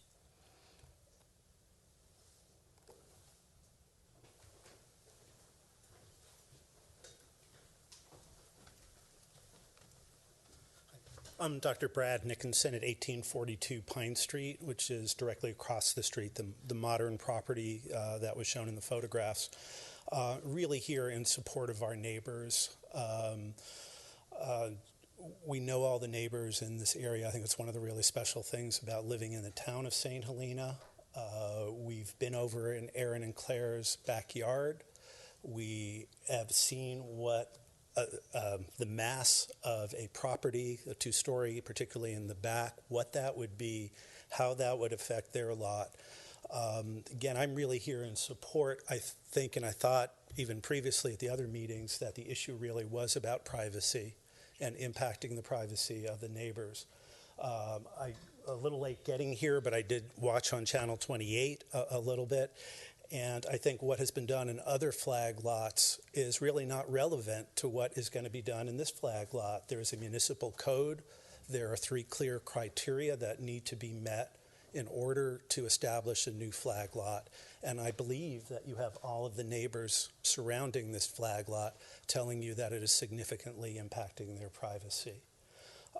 I used to live in Del Mar for about 20 years. When people would build homes there, they'd have to put up story poles to give their neighbors a sense of what the size, what the impingement on their property would be like. I would hope or assume that all of the commissioners have been out to the surrounding properties and they've seen what the mass of the proposed property would be. And again, really hope, keep in mind that all of the neighbors are very much concerned about their privacy. And I want to be very clear, we want that project to, to happen. We would like to see a development take place on that property. It's an old home. It has a lot of promise. A lot could be done, and we want to be supportive, but we just would hope that the Planning Commission and the developer would sit down with the immediately surrounding neighbors and really in a real substantive way address their concerns. Thank you. Thank you very much.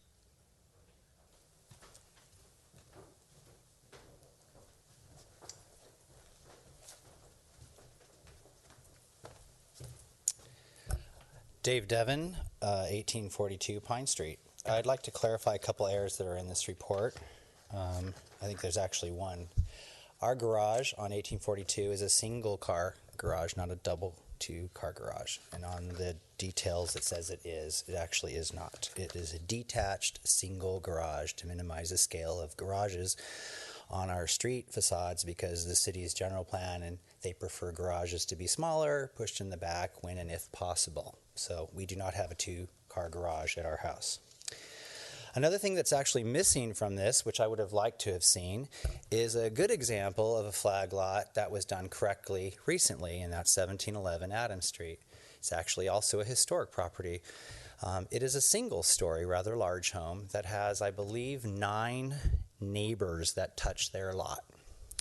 The reason I know this is because my next house that I'm going to be in front of you guys on, we're going to build in the front of it. And I am trying to scale it down even more, not to impede upon all of our neighbors' privacies. That will be the next lot on Adams Street, which is 1709. Because I'm conscious as a developer not to ruin the privacy and the life of the people that are around me. I am so grateful that Brad and I didn't try to build a 2-story home on 1842 Pine Street because I would have come up against all of this. But I went out and sought guidance from all of our neighbors that touched my property or our property, and we quickly decided to build a single-story 2,900 square foot home because that was the appropriate thing to do on that lot with a disconnected 2-story unit in the front, which is a rental unit, which is another thing that this city is encouraging. The last time I was up here, I was the only one that actually stood in support of a flag lot. I'm still not against that because I would have loved to have had this beautiful property. There are many, many ways to design 2 beautiful homes on this piece of property. You can make the front lot smaller and a 2-story house in the front, make the back lot larger, and make a larger home in the back, single story, if you had a larger lot. This is just mass and volume. Mass and volume. It is too much on too small a space for this town. Just because flag lots were developed in the past doesn't mean it's okay to do it in the future. I also live next to a home that was very overdeveloped by Josh Chandler long time ago. Thank God it's architecturally unique to look at nighttime because it's uplit and it's pretty. Thank God. But I wasn't there when it was originally built. I'm sure I would have opposed the mass of it at the time. The other thing, which is very personal to me because I restored a historic farmhouse on Stockton Street, 1331. It's kind of like deja vu all over again. I'll wrap it up with this. You can keep going. Thank you. You're welcome. The house across the street from 1331, which was denied by Planning Commission, then taken to the City Council to override it. It is so hard for me to drive down that beautiful street and see what has happened with the mass of a home being built on its setbacks. Setbacks are guidelines to what you should build on. They are not the requirements for you to build to. It is a box built on 10-foot setbacks, and it is just a nightmare for me to drive by and look at this historic farmhouse and then look at this thing. Setbacks are guidelines. There's 10 feet, there's 15, there's 20 feet. This is affecting everybody on this block, and it's just a shame that this has had to happen. And I think Adams Street, 1711, is a great example of an owner listening to 9 people's properties with a historic water tower on it and developing something that's appropriate for the space.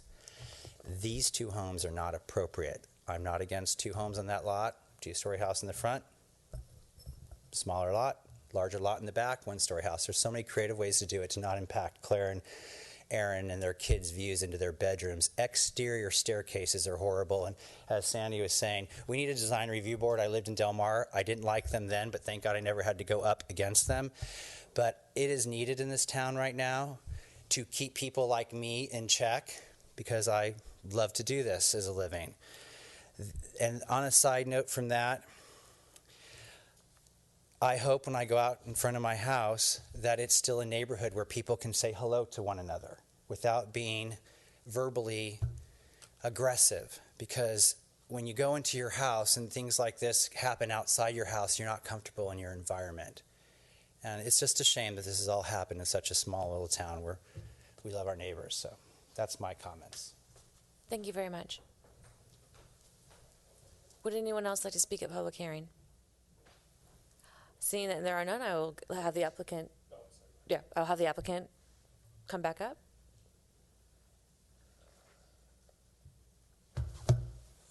Thank you, Madam Chair. Again, my name is David Trotter. I'm the attorney for the applicants.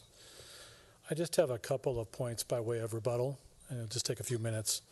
But I want to say something about myself, first of all. I believe it or not, some 20 years ago, I was myself a 6.5-year veteran of our local planning commission in the town of Moraga.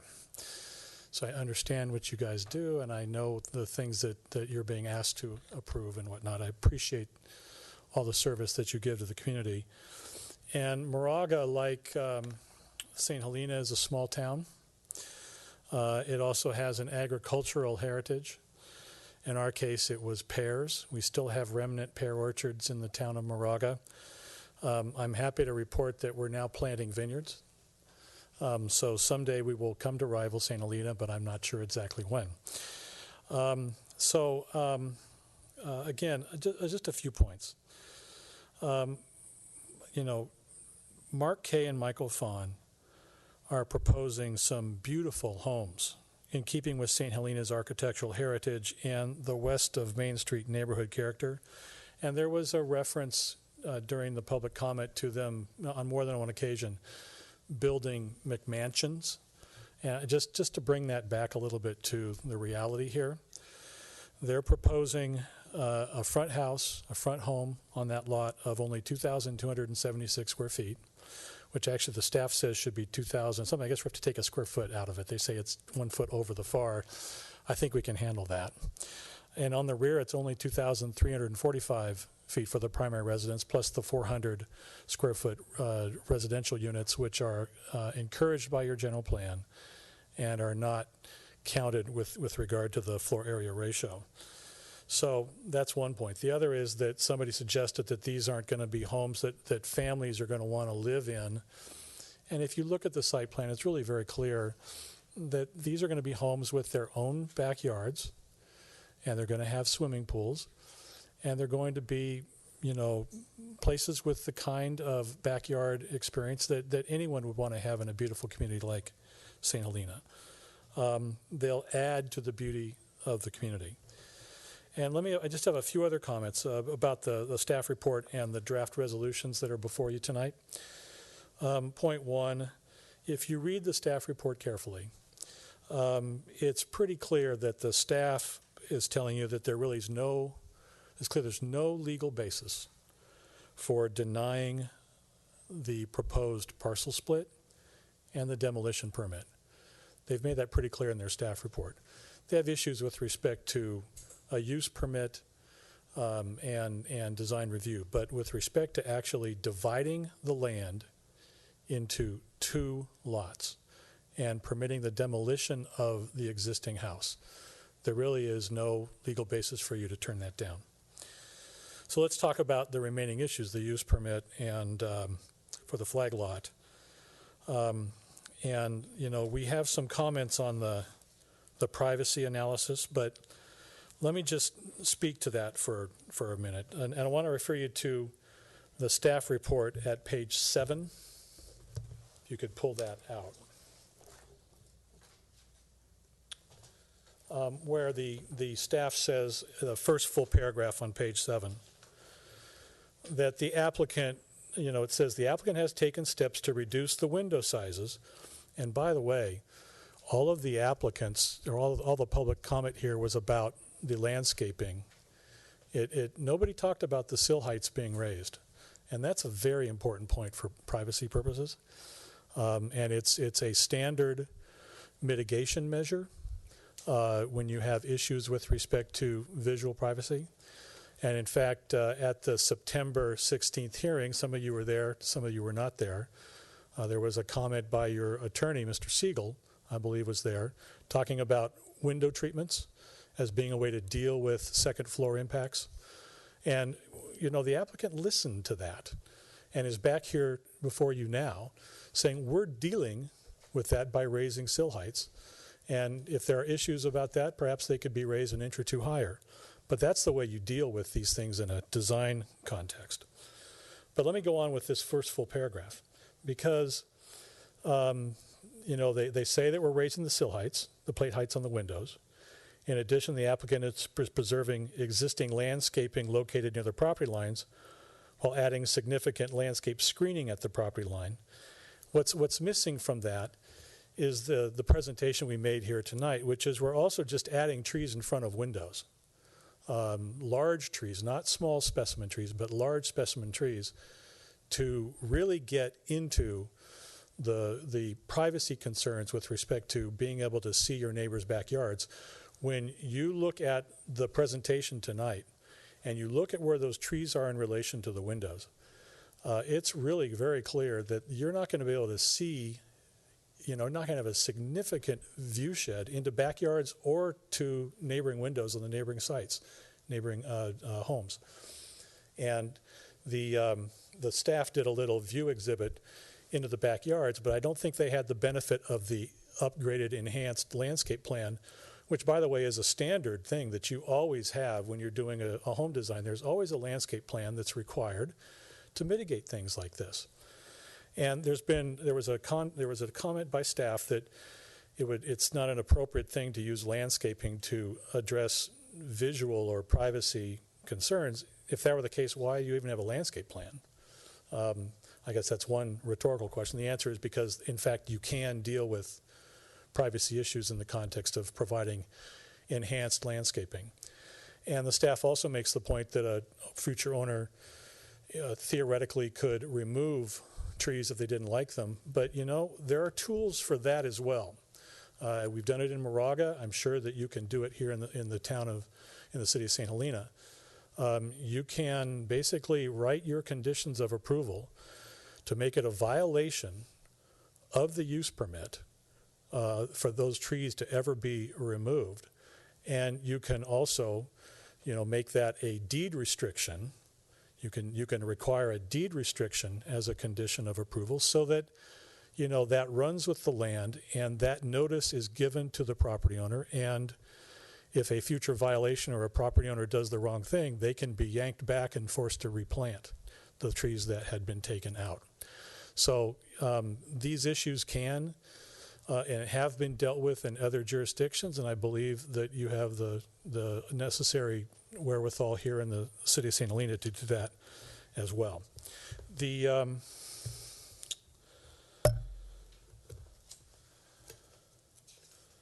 me move on. With respect to the FAR guide, the standards, of course, the rear home does meet your current city standards. And we had a long presentation about the fact that it is entirely consistent with recent home approvals that you've approved on flag lots and elsewhere that allow for second-story homes. And that gets into the fact that the city hasn't applied this neighborhood FAR. When Mr. Wright said that he was angered by the FAR, I think, and somebody commented on that, I don't think that's actually what he said. What he was angered by, and I think appropriately so, was the staff coming up with a different metric, a different way to evaluate this project, that they haven't with regard to all of those other homes that have recently been approved. They're on slide 50, and you have copies of that among the PowerPoint. All these other homes approved flag lots west of Main Street with second stories, all of them but one. And you didn't apply this FAR analysis to make that, allegedly a violation or inconsistent with the general plan or inconsistent with the required findings. I don't want to get legal here, I really don't, but with respect to the city's land use decision-making process, the California courts, as recently as last week, have made very clear that, and I'll put this in quotes, changing the rules in the middle of the game does not accord with fundamentally fair process. That's the Woody's Group Inc. case versus City of Newport Beach came out last week. City was taken to task by Court of Appeal for treating a project differently and in violation of its published and usual standards. Quite frankly, it's a due process violation to treat similarly situated applicants differently or in a discriminatory fashion. So, Madam Chair, you said you wanted to hear about the design. We have the applicant's architect here. We have these artist renderings. They are representative of the future. They will be owned someday by families who love living in St. Helena, and I have to say will most likely be able to get along with their neighbors just fine, because people do in this place. It's such a beautiful community. And we would ask for fair treatment, and we would ask that you approve this project as proposed. And I'd be happy to answer any questions if you have any. Thank you. Does Thank anyone you. have any questions? I have a question. I'm curious as to the process you went through on the design, because there are issues and elements here that the neighbors are in opposition to, but it doesn't feel that they were scaled back. Things like the staircases to the second units, which then provide traffic and activity, not scaling back to a smaller property as actually one of the examples that you cited across the street did. He met with folks, he pulled back. So just walk us through that a little bit. I can't answer all those questions. Let me just make one comment about the landings up to the second units. Fine. It was suggested by one of the public commenters that there was actually an area there, sort of a private area there, that they would be under the overhang and be hanging out up on the second floor. When you look at the actual floor plan, you look at the elevations, it's a stair up to a door, you go in and out. There's no actual outdoor area to hang out. And when you also look at the site plan, that area where the landing is for the entrance to the second unit is basically covered by one of these additional beefed up trees. Now, with respect to the other issues in terms of design and outreach, I'm going to have to ask one of the actual applicants to respond to that. Thank you. Mark Kay, I live in Calistoga. During the design process of this, we reached out to the neighbors. We intentionally reached out. We went way out of our way. We sent letter after letter, email after email. David went knocking on doors with his wife. David Please can attest to continue. what he did. There are very few. Mrs. Potts was one of them that took him up on it. The fellow in the back took him up on it, but very few. David can tell you how many. It was just 2 or 3. And I showed the guys with the new house across the street. They told me they loved the house. Not only were they not going to speak against it, but they were going to speak in favor of it. I showed him what we were doing. He loved it. He suggested that we change our kitchen and dining room locations. It would be more practical, closer to the pool for the kitchen. I made the change. It was a good idea, and I changed it. We reached out big time. This is not the time, in my opinion, once we're completely finished with the design, to come out of the woodwork and tell us how terrible it is. So, and if you want to know some of the specifics David met with, I'm sure he can tell you if there's anybody more than I just mentioned. Thank you. Usually there's an opportunity for rebuttal, even with members of the public, if you would. Yes, yes, yes. Okay, I was just saying for the record that often the members of the public would have a chance to rebut the prior rebuttal. Thank you. I just wanted to say that, yes, David and his wife Amanda did reach out to us, but we met them in the backyard and they presented us with a fait accompli. They didn't take any comment from us. They said, this is how it's going to be, and this is how it's going to be. So to say that they reached out to us for design input is not true. We were presented with something that was a finished and completely sealed in stone set of design plans. And then I would also say that coming back to what, and I've forgotten your name, excuse me, the legal counsel said something about how there's a decision went back last week about how you can't change the game midway through, and mentioned some piece of legal, something that's going on somewhere else. But then a few minutes prior to that, he'd said that, well, there are tools, and we do this thing in Moraga where we can force people to keep their landscaping. But we don't do that yet in St. Helena, and so that would sound like something would be changing the game halfway through. And if you're going to do that for this project, then wouldn't you have to go back and do that for every other project? Because it would be a completely new thing. So I think that's a little anachronistic or oxymoronic. Thank you. Thank you.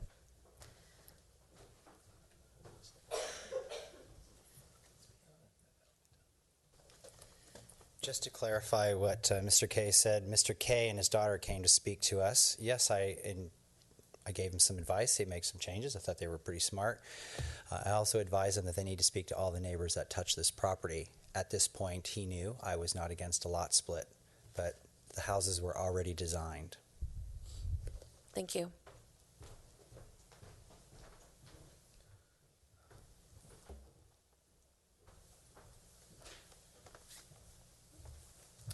I live the property behind this, the flag lots, and I was thinking about the two-story house on the design side of it. If it does end up there, two-story straight-up wall.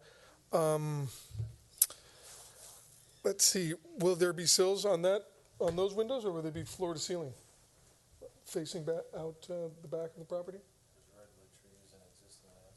You need to answer that Yeah. on the record. Yeah, I'm wondering if those, you talk about the sills and the privacy, that the height. sill height, the sill height, what kind of great privacy? We can have, so you can have your question, and then we'll have the applicant come back and up and answer, but it needs to be in the microphone so it can be on the record. Okay, I'm worried about the sill height facing my property, the back of the flag lot, and wondering if that's being addressed or if it's floor-to-ceiling windows. I know those trees, and they're not that robust. I look at them every day. Perfect, thank you. If the applicant would like to come up and answer that question directly. You know, one slide I did not include, which I should have, was a photo. I stood on a ladder in the middle of the property, and I took a picture directly toward Mr. Caston's house. And with our trees and other trees that are on the area, you cannot see his house. So how did we mitigate that? We have existing redwood trees in the back of our property that clearly block any second floor windows facing his property. The question was about the sills. Yeah, the sills. Could you ask? The sill heights? Yeah, could you direct your answer to the sills? I'd have to look. I'm not sure. Those sill heights may not have been raised. However, they are clearly blocked by existing redwood trees. Okay. Thank you. Thank you.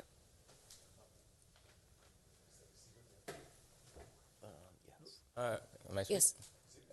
Yes, he's with the applicant. Yeah, I'm Rick Godello. I'm from the design office. The windows are in bedrooms, so we are limited as to how low we can take them for the legalities of egress. 44 inches, I believe, from the floor is the minimum that's allowed. I believe they're probably at 42, just based on standard window sizes, but they do not go to the floor. Thank you.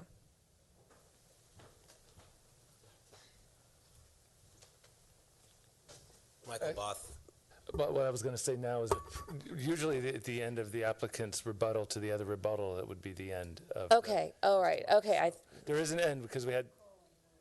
I'll make this really quick. It's just, it's in direct comment to multiple emails, multiple knocks on my door to converse with me over this project. I live on 1431, directly to it. That is not true. If you could speak into the microphone. That is not true at all. Unless you came by at awkward times, multiple times, to knock on our doors, we are always there. I have an email address. I have never received an email about this consulting me. So I really take offense to that. Thank you. I can't let those go Okay. by, you know? I understand, but at this point, I think I am going to close the public hearing because we're not going to have it back and forth. All right, yes, Victor.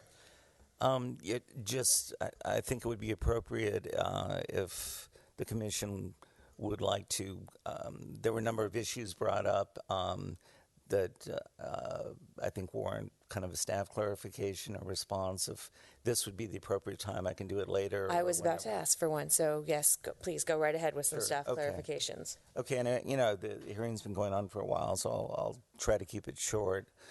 As has been mentioned, the zoning, just to reemphasize, the zoning code is there, and as the applicant indicates, that their project meets the maximums. But, to reemphasize, that's what zoning codes are, minimums and maximums. Where the commission gets involved and where the discretion is involved is related to the discretionary approvals, and that's really embodied in the most tangible way in the various findings you have to make. So if all the commission did or all we did was to confirm that something met a certain zoning requirement, there'd be a very abbreviated process. So just making that clarification. There were a number of I wanted to comment in relation to the staff report, and I appreciate Mr. Wright obviously put a lot of work into his presentation and analysis, and I don't pretend to say that that Aaron and I didn't make any miscalculations and errors, and I suspect Mr. Wright, David, has probably access to some better data than we do, but the bottom line is the initial number we had and is the average we came up with 0.17 and the house is 0.31. Essentially, the house is roughly 45% bigger than the average. Even if we did make mistakes and made errors, and even if we didn't include any of the garages, which I don't think is the case, and if you were to factor that back in, the home, any way you look at it, is significantly larger. I just did some quick math and added in 400 square feet for a garage into every home, and so instead of the proposed homes being 45% larger than the average, they end up closer to 35%. So I apologize for any errors, but the basic point is that the home as proposed is significantly larger than the surrounding, and I assume Mr. Wright, in doing his calculations, did compute an average or could have, and he didn't share that with us. He just told us what we did wrong as opposed to what the quote-unquote correct average is. But even assuming we did make some mistakes, which I haven't had a chance to sit down with Mr. Wright and compare notes, but it's clear that the homes are significantly larger than the surrounding homes on some sort of average. Just to clarify, from a staff standpoint, we're not intending to put all our eggs or everything in the FAR. It's simply one measure of compatibility. David used the term character. Clearly, FAR isn't. There's a lot more that goes into character, but it is a measure of kind of the intensity of development, and it was the best shorthand we had, so that's why we used it. In terms of the issue of 1-story and 2-story, and which homes are 2 and 1-story, I think the bottom line is that it's a mix of 1 and 2-story. I think what staff is proposing, that the house in the back be 1-story, or is suggesting, and the house in the front be 2-story, so that's a mix of 1 and 2 stories. So it seems like that proposal is indeed consistent with that. I think if you were to look at the breakout, there's a lot of ways you can compile the data and look at it, but I think generally speaking, you would find the 2-story homes in that neighborhood tend to be on the larger lots, the lots 10,000 square foot and plus, and the single-story homes tend to be on the smaller lots, and the lot in the back is smaller than the lot in the front, and it's a little above 7,000 square feet, and 7,000 is the minimum. So, that's just kind of my observation, but you can kind of stack or create the sample area as kind of big and small as you want. But I think the message is it's a mix, and what staff is suggesting is, let's see them build a mix out there. The issue about the landscape planting, and we're just trying to make the point. The applicant obviously is going to great lengths to taking the issue seriously and is looking at significant planting. The reality is that planting can't completely screen things. From a practical point of view, we could put deed restrictions on. We could do all kinds of things. There's no way the city is going to, we may have a small chance in doing it if it was in someone's front yard. And the side and the rear yard, there's no practical way the city can get in there and tell somebody, well, you've got to put that tree back and it's got to be this size. And, we don't have the staff resources, and I'm sure we could write some CC&Rs or deed restrictions, but probably find ourselves in court with whoever bought the house. So just making the point that there may be some nice views up there from that second story, and if somebody's buying that home and is looking out the window and is looking at this olive tree, then the obvious may happen. So we're not saying landscaping is irrelevant. We're just saying as a solution to privacy issues, it's not a panacea, and it has to be looked at practically. And that's really it. I just wanted to kind of go over those. We'd be happy to answer any questions. Thank you, Victor. All right, commission discussion. I'd like to make a couple of points. To me, this kind of boils down to the flag lot or not a flag lot, because everything from a design perspective is all based on having 2 lots to be working with. If it's putting big houses on small lots, whatever it may be, but we have to first really think about when we make a decision to divide a lot and make a flag lot, that's a big deal. We need to really take that very seriously.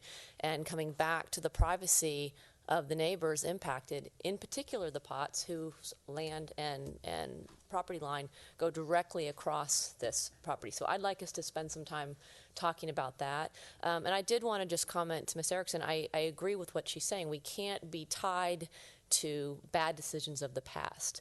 I like the idea of a design review board, but we don't have a design review board. Today we have a planning commission, so it's incumbent upon us to make both decisions, to look at design, but also look at to how we're implementing municipal code. So I want to talk, can we talk about the flag lot first, and then come back and look at some of the other design issues pending that?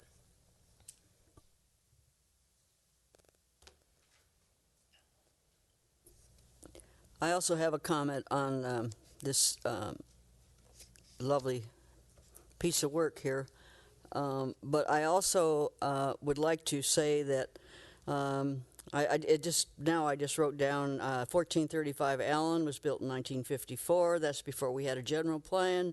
1856 Pine Street was built in 1962. That was before our general plan. 1853 Pine Street was built in 1960, and 1852 was built in 1920. And I didn't go any further in here. I don't know if there's any more or not, but I certainly agree that we cannot make our decisions on what was done with homes that were built 20, 30, 40, 50, almost 100 years ago, one of them. So I also agree with Commissioner Sweeney that we really need to look at this flag lot. I think that it's telling us in the general plan that the creation of a flag lot has to be consistent, if I remember correctly. Where is it? It's on page. Okay, with yeah. character and density, and I don't think the I don't really object to the front house, but I really have a problem with the back house. Now, you know, maybe Mr. Devine's suggestion of doing a single story back there and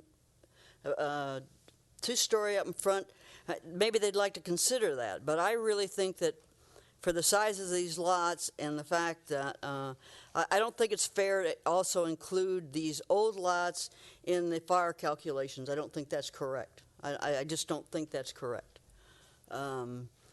We didn't have the rules then we have now. I also agree with Sandy that we need to really look at design review, and I think we were to discuss that later this evening, and I have some real thoughts on that. I don't really like to see some of this stuff without stuff for me to look at that shows me the materials. We used to get that till 3 or 4 years ago. I don't know what happened to that. We used to get all that stuff, and I think Ms. Erickson can verify that.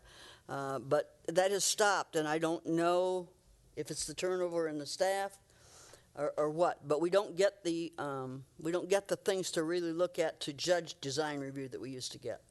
So I think we need to look at all this as far as this project is concerned.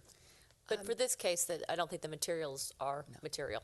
I think it's No, really I about think you're absolutely correct. But if we're going to look at the design review of the buildings, then I think we have to have this kind of stuff in the future. I agree with both of you, and particularly about addressing the parcel, the split. And I think that I cannot agree with the findings for this 1, 2, and 3. It's those aren't met as far as I'm concerned. Do you want me to read them into the record? Is this for the flag lot, or is Yes, this for the flag lot? Yes, because the creation of a flag lot is consistent with neighborhood character and density. Well, I don't think so. The development upon the flag lot will not result in significant loss of privacy for adjoining residential units. And here I'd like to say something more. I'm glad the public brought up the issue of noise, because that is more intrusive as far as I'm concerned in terms of privacy than visual, because at night it's dark unless there are lights out. But the noise and just the noise of living and high density living is exponentially more disturbing than low density, and particularly a flag lot necessitates a driveway. And the driveway I could see on the map, and as was said by the woman whose property will be most affected, it runs all along her property. Well, I live next to such a driveway, and the noise pollution, the intrusion into your lifestyle, everything you hear, boombox, whatever people are at, whatever hour they're coming home or leaving, is in your bedroom, is in your home. So people are in your home with noise. They're not in your home with a visual problem, because you don't have to necessarily be looking at it. But I think that a flag lot is really contraindicated because of the cars and the radios in the cars, the traffic back and forth at all hours possibly, and the noise of people getting in and out of all hours, having partying, not partying, whatever. That is highly intrusive, and I think flag lots are a very bad idea from as far as privacy is concerned. from that noise consideration. And then the third one is development on the flag lot will not result in excessive noise, traffic, or parking. So I already said that. So with respect to the lot, I cannot agree with any of those findings. Can I just add, I'm not opposed to flag lots in general, but I think it's something that needs to be looked at very specifically case by case. And so we're talking about this particular lot on this particular day. So Well, I agree with that too. And again, that brings up the issue that we're always saying here. When we make a decision on one project, that does not mean that it's going to set a precedent necessarily, that we always look at every project individually. So that's another argument against thinking that we have to do what we've done in the past, because everything has to be considered individually. And other projects probably didn't have the neighbor pushback that this project has, and that has meant that everything needs to be looked at more carefully, because it's absolutely essential that we listen to the citizens in the neighborhoods where these projects are being proposed. So. Well, I'm in definite agreement that the flag lot definitely is an issue, whether we reconfigure it as, I'm sorry, I don't catch your last name, but the man who has, at 1711 Adams Street, moving it up, making it a little bit bigger so it can be a single story, possibly even asking them to move the driveway to the other side of the property so it's up against someone's backyard rather than, I know you don't like it, but it's up against, but it's your backyard, not her bedroom. I mean, it's things that need to be taken into consideration. I mean, no one's going to I hate to say it, no one's going to walk away from this meeting completely 100% happy, and no one hopefully will be completely 100% angry. That's always the goal. So I think that we've all said the flag lot is an issue, but what is our solution? I can't support a flag lot split on this property. I can't, because of the reasons that I just said and because of the findings. I mean, those are three findings that I don't see how they can be approved. All right. Well, I can, but with some modifications to it. I think that it is a good size lot, that it does, invite the idea of a flag lot. I think that it needs to be modified to make it so that the factor number 2 is the significant loss of privacy for the adjoining residential units isn't so strongly impacted. I think that's probably the strongest issue right there, because I have a problem with 1. I do think that a flag lot is consistent with neighborhood character. There are quite a few flag lots that meet the same standard. I understand what you're saying about the excessive noise and traffic and parking. Privacy. I don't know how to really go to that one. I just know that I know how to address number 2. And I think that number 2 is to say that second unit or parcel 2 needs to be single story. And I think that's how you take care of that. If that were going to happen, I would say, since it's 60, the 60-foot end of the lot, which is 10 feet short of that should be the larger. The back lot should be the larger lot if they're going to be. No, that's what I'm saying. That's what I'm saying is that the back lot should be the larger lot, so it can hold a single-story house, and then the front lot would be the 2-story. On a smaller lot. Well, but you're still not addressing the access is going to be going right. No, and that's what I'm saying is the access is the one where. Yeah. I just think that. I have a hard time with the findings as well, and that we can't say, and I don't think with any conviction that there's not going to be an impact to privacy, with all of the neighbors giving us very good reasons and factual, facts. I think that was an issue from the outcome before. These were not facts, but when we're looking at these on a map, this is where the driveway goes, this is where my living space is, this is the sounds that I'll be hearing. Those are facts. So numbers 2 and 3 seem to be, they seem to be very clear to me. There's some, it's arguably number 1 might be a problem or not, but I think 2 and 3 seem to be pretty clear to me. Commissioner Kistner? Except number 1 comes right out of the general plan. Okay. It comes right out of the general plan. It's almost quoted in the general plan that way. Can you clarify that just for me as a newcomer, Grace, what you mean when it comes right out? Just say it so the whole. If you look at the description of this type of thing in the general plan under the land and use, it will give you that definition. So that's what you're getting at. Yeah. I'm pretty sure it's, do you think correct me if I'm wrong with which element it's in, Victor, but I believe it's in the land use. It's in the land use, Yeah. that's correct. Yeah. What do you think of 2 and 3? It basically says the creation of a flag lot. I mean, these two, numbers 2 and 3. You're saying number 1 is out of the deal, but what do you think of 2 and 3? I think they all are. Oh, But you said you weren't paying any attention to 1, but I said that. I was thinking that it was But it comes more out of the land use arguable. element. You All know, right. I could hear That one what- I'm pretty sure of. I couldn't tell you where the I other didn't two mean it come out was- without going looking I didn't at mean it. it wasn't worthy. I just meant it was more subjective in this case. Yeah. And that's why I brought up the older things. Yeah, that's why I brought that up. I just felt that we can't be judging on what was done 20, 30 years ago. I agree with that. So what? So finding number 3, Right. that's the excessive noise. Yeah, and number 2.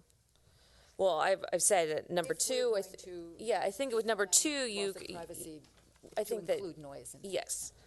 I think though that with finding number 2, there can be modifications made to make number 2 be.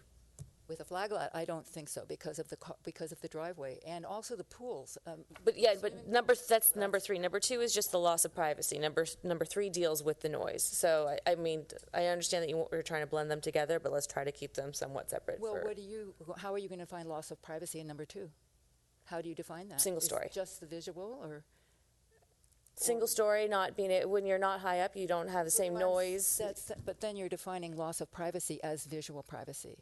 But I just said something about noise. Well, right. I'm just a second story is even noisier. That's what I just said. But okay. So you're So, saying. Chairwoman Parker, Okay. could you be specific on the mitigations that you think would accomplish that? I'm thinking that to make the parcel 2, and that's the back lot, to be larger and have it be a single story. And maybe as a mitigation for number 3 with the excessive noise and traffic is to do a 1-car garage rather than a 2-car garage, because I do think that there is a requirement to have a garage. How about if you look? Do you think that number 1 covers the following? The massing of a 2-story house. I don't want a 2-story on the back one, so that's. I know it. I'm just saying on this piece of property, the massing of one 2-story and one single story.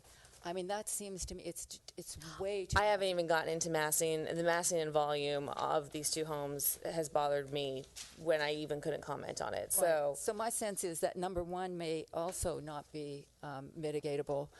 That this should not be a flag lot. I think that number 1 is just a general umbrella of, is this lot appropriate for a possible flag lot? It doesn't take into consideration the design. Is the lot itself, could it be open to a flag lot? Yes. Because of its size. Gotcha. It doesn't take into account the design review. I think number 2 takes into account the But I don't privacy. think we can, we start with the flag, which I wanted to discuss, but I think we have to now look at it in totality and look at this design on these properties. Which is kind of what we're getting into with number 2 is taking into that design. We're asking. Well, we are, but then the massing would be a part of number 1. And no, number 1 is just that a flag lot is appropriate for that site. It doesn't take into the design. But are you suggesting that we look at number 1 at the findings, all the findings in terms of this project? Is that what you just I think said? when we get into making a decision on where we go from here, we have to take the whole project into its totality. Okay. So in its totality, I mean, I think that I have notes. I think that I agree with Victor. I think that the landscaping and a deed restriction or some sort of restriction in the use permit is not feasible. I was just thinking, why do no one puts trees in front of windows? The whole point of a window is to see, and if you have something blocking it, doesn't really make sense. That tree is definitely going to get cut down, and there's, unfortunately, City of Salina doesn't really have the enforcement to not make you cut down a tree. It would be left to the neighbors to have to regulate, and that's, I think, asking a little bit too much. I think that the privacy, I definitely agree that with 1, it's part visual, 2, it's definitely noise, and I'm happy that someone brought up the privacy of people's relationships, and just speaking to your wife or your husband or your spouse, and playing with your kids and having that kind of noise. It's very private, and it's in a flag lot. They can see everything and they can hear everything because they're up high and noise carries. Something that kind of was touched upon that I find important is the idea of a view shed. And that brings me to the idea that I immediately thought of Paris. And I love old Paris and how all the buildings are not more than 3 or 4 stories. And so when you go outside, you have this huge, huge pink sky, and it's gorgeous. And that's also what St. Helena has, is this open sky. And I'm getting really concerned with these very large homes that have a lot of massing and are blocking the view shed to the mountains, or it doesn't even matter. It could be a tree that's beautiful. And I really think that needs to be also part of our deliberation, is the view shed of these homes. And I know that the city council has talked about bringing it up in regards to more vineyard side, but I think that it's important for this one too. Just the pictures that were in Mr. Potts' letter, and he did a quick little drawing of what it would look like in their backyard. That's a lot of mass. And going back to Grace with what we would like for future designs is, I want story poles, and I want to see a rendering of the house in comparison to the surrounding homes. I think that we are putting ourselves at a disadvantage to not have a comparison to the homes next to us, and that's what we asked for the house that's on Allen that's going to come back to us as a side note. One of the other things I'd like to comment on, and I guess you can see it here, but if you look at the blue lines, the big drawings, and you look at the fence line plan, the massing even makes. Because of the way they've drawn it and the cars they put on, they've got 5 cars in that back lot, and it just makes it more and more and more mass. I agree. I'm curious something about the process. If we were to not approve the lot split, we wouldn't look at the rest of the findings, because they all depend on the lot split. It's Victor. Right. If the commission decided to deny the lot split, then the design review portion of it becomes moot, because the homes are designed specifically to fit on 2 separate lots. And if all there was going to be is 1 lot, it wouldn't be appropriate to cite one home way up in the front or one in the back. So essentially, you would, in effect, deny both applications. I think the motion would be to do both of those things, if that was the case. So are we going to then just discuss the parcel map part and then entertain a motion and see where that goes to? I think that they do. Yes, but I think that part of it is going to have to, the design aspect is going to trickle in. It can't. I think the design is important, because again, my point on the dividing or not dividing this lot is based on the use that's then what's going to be on those for lots the use permit, which are these 2 homes. And I come from Texas. These aren't McMansions. These are not huge homes, but relative to again, back to looking at this specific property and what will become 2 lots, these are built to the maximum. So relative to this space and to this neighborhood, these homes are large. They're not large. Throwing around terms McMansion or money, that doesn't make sense to me, because again, these are only 2,400 or 2,500 square foot homes, but they've been placed onto what will now be, if we allow a flag lot, 2 small lots. So it changes the perspective to me and makes me not want to support a flag lot when this is what's going to be put on them in this configuration with these neighbors. That's my question. Then I have a question. How could you ever consider a parcel map change without knowing the design, based on what you guys are saying? Well, we've done that before on the corner of Madrona and Allen. We did do a parcel without a design review. I understand, but for me, I mean, if okay, go ahead. No, I was just going to indicate, if it was just a straight parcel map, not a flag lot, so you're not triggering these additional findings, then, and I believe the commission has done it before, has approved just the map, maybe with some conditions that spoke to both the future process and maybe For instance, sometimes you'll show like a footprint in terms of where the future home can go in as part of that process.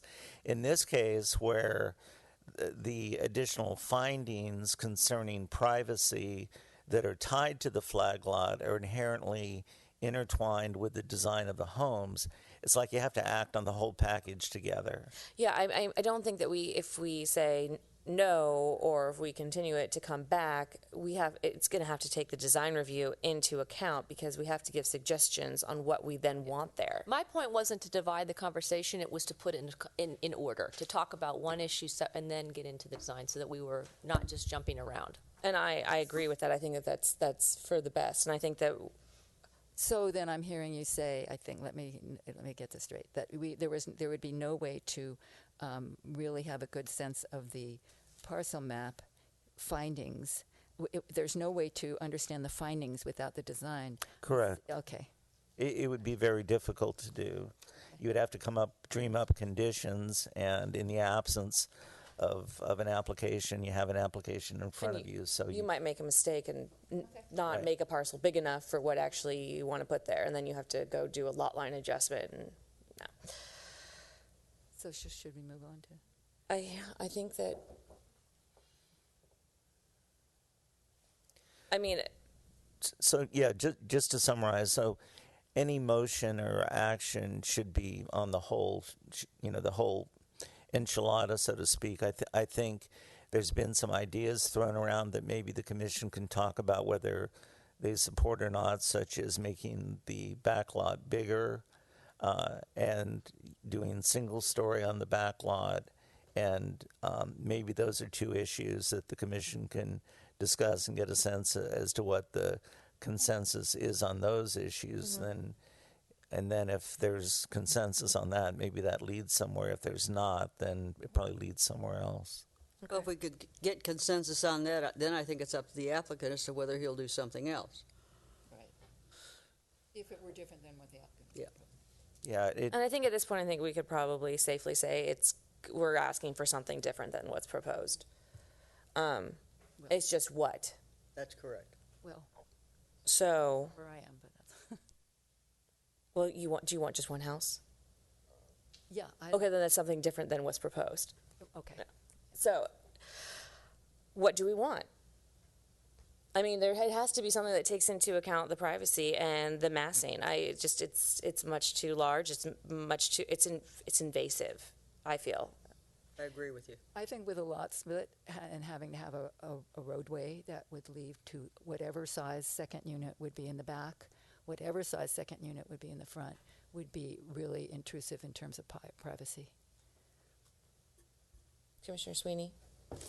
No, I agree with that. I mean, if we go with a lot split, they need to be smaller. That design needs to be smaller. They need to be, I would feel more comfortable in this particular location with single-story homes and something that's smaller and pulled back from the lot line. I was saying I don't feel comfortable having a second unit, a second house. So Okay. I'm not sure that you got that. Grace? I agree with what Tracy's saying. All right. I'd like to ask for possibly a motion then at this point, because I think. Well, you could either do a motion and someone can second it, or Grace or Tracy can do a motion and someone can second it.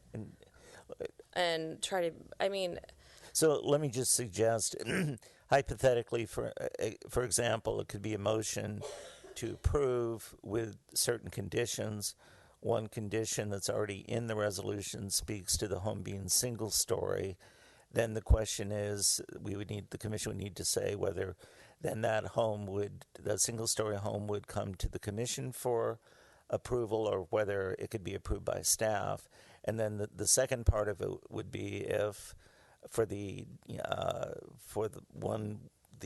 back lot to be made larger, once again, the condition could be written that staff would have the discretion to approve what would be an appropriate balance, or would come back to the commission.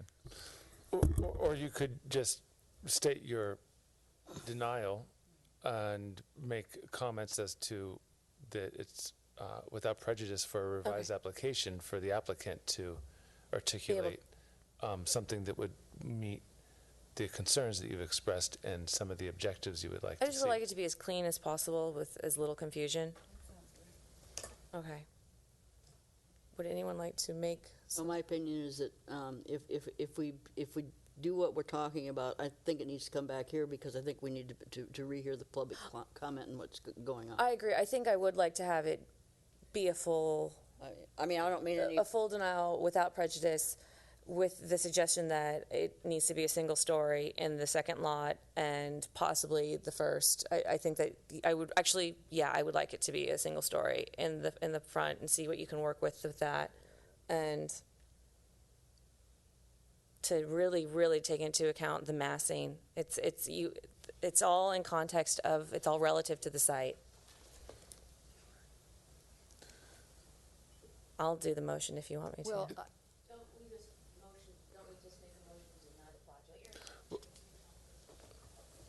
Well, was that question directed to me? Yes. Yeah, so I just want to make sure. So I guess the question is, aren't we just making the recommendation to decide the project as proposed? You could do this really one of two ways, I think. You could just make a motion to adopt the resolution as presented, and within your motion, you could explain what you want as a message to the applicant, but it wouldn't necessarily have to be incorporated as one of the points in the resolution. Or you could make it that you want to adopt the resolution as proposed to deny the project, and you want it to include a statement with respect to the interest in it coming back to the Planning Commission with a redesign that would address concerns such as the privacy issues and would Massing. propose and massing issues, and would propose one or two single-family homes, single-story family homes, rather than that. So I think. But that would assume that would assume that there was approval for the lot split. No. No. It No. wouldn't. Okay. No, It's still, we would still have to, they'd still have to come back for a lot split, and we would then have a chance to go over that. It's just and you wouldn't be denying this committing. design at this time with this result. You could, that's a choice. You can, well, that's, I think, a question for you. And so you can do it either way. You can give the message, or you can make the message part of the resolution. Can you help me make that motion? Well, I'll let whoever wants to make the motion I want to do make it. the motion. Oh. I would like to move that we deny this project. She needs your help. Okay, so you want, I don't understand if you're asking me to help you formulate a term that will include returning, or if you just want to give the message. I'm not sure I understand what you mean. We would like for them to return. Yes. Right, and you want that as part of the resolution? Yes, please. Okay, so I think the resolution would be, the motion would be to adopt the resolution of denial with an added resolve that the Planning Commission makes this resolution without prejudice to the applicant returning with a modified design that meets the concerns expressed by the commission with respect to privacy, massing, and other issues by proposing, for example, single-story homes rather than second-story homes. Is that So moved. Is that what Yes. you're getting at? Yeah. Yes. Thank you. So moved. Second. Do that. I've seen that done at the city council, so I'm doing that here. I second.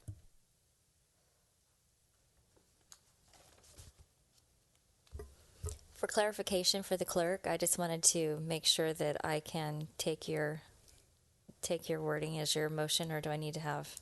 Well, it's not my motion. It's Well, I'm sorry, not your motion, but verbiage. The verbiage that you provided to Commissioner Monette.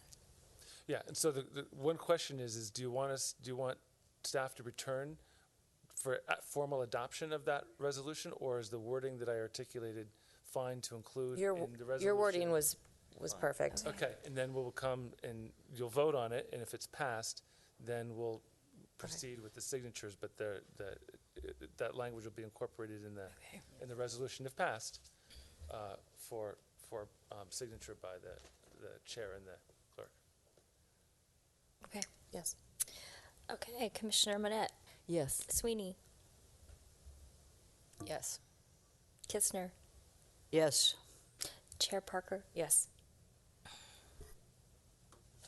Would like to thank all of you for your time, and we do hope to see you soon. David, are these yours?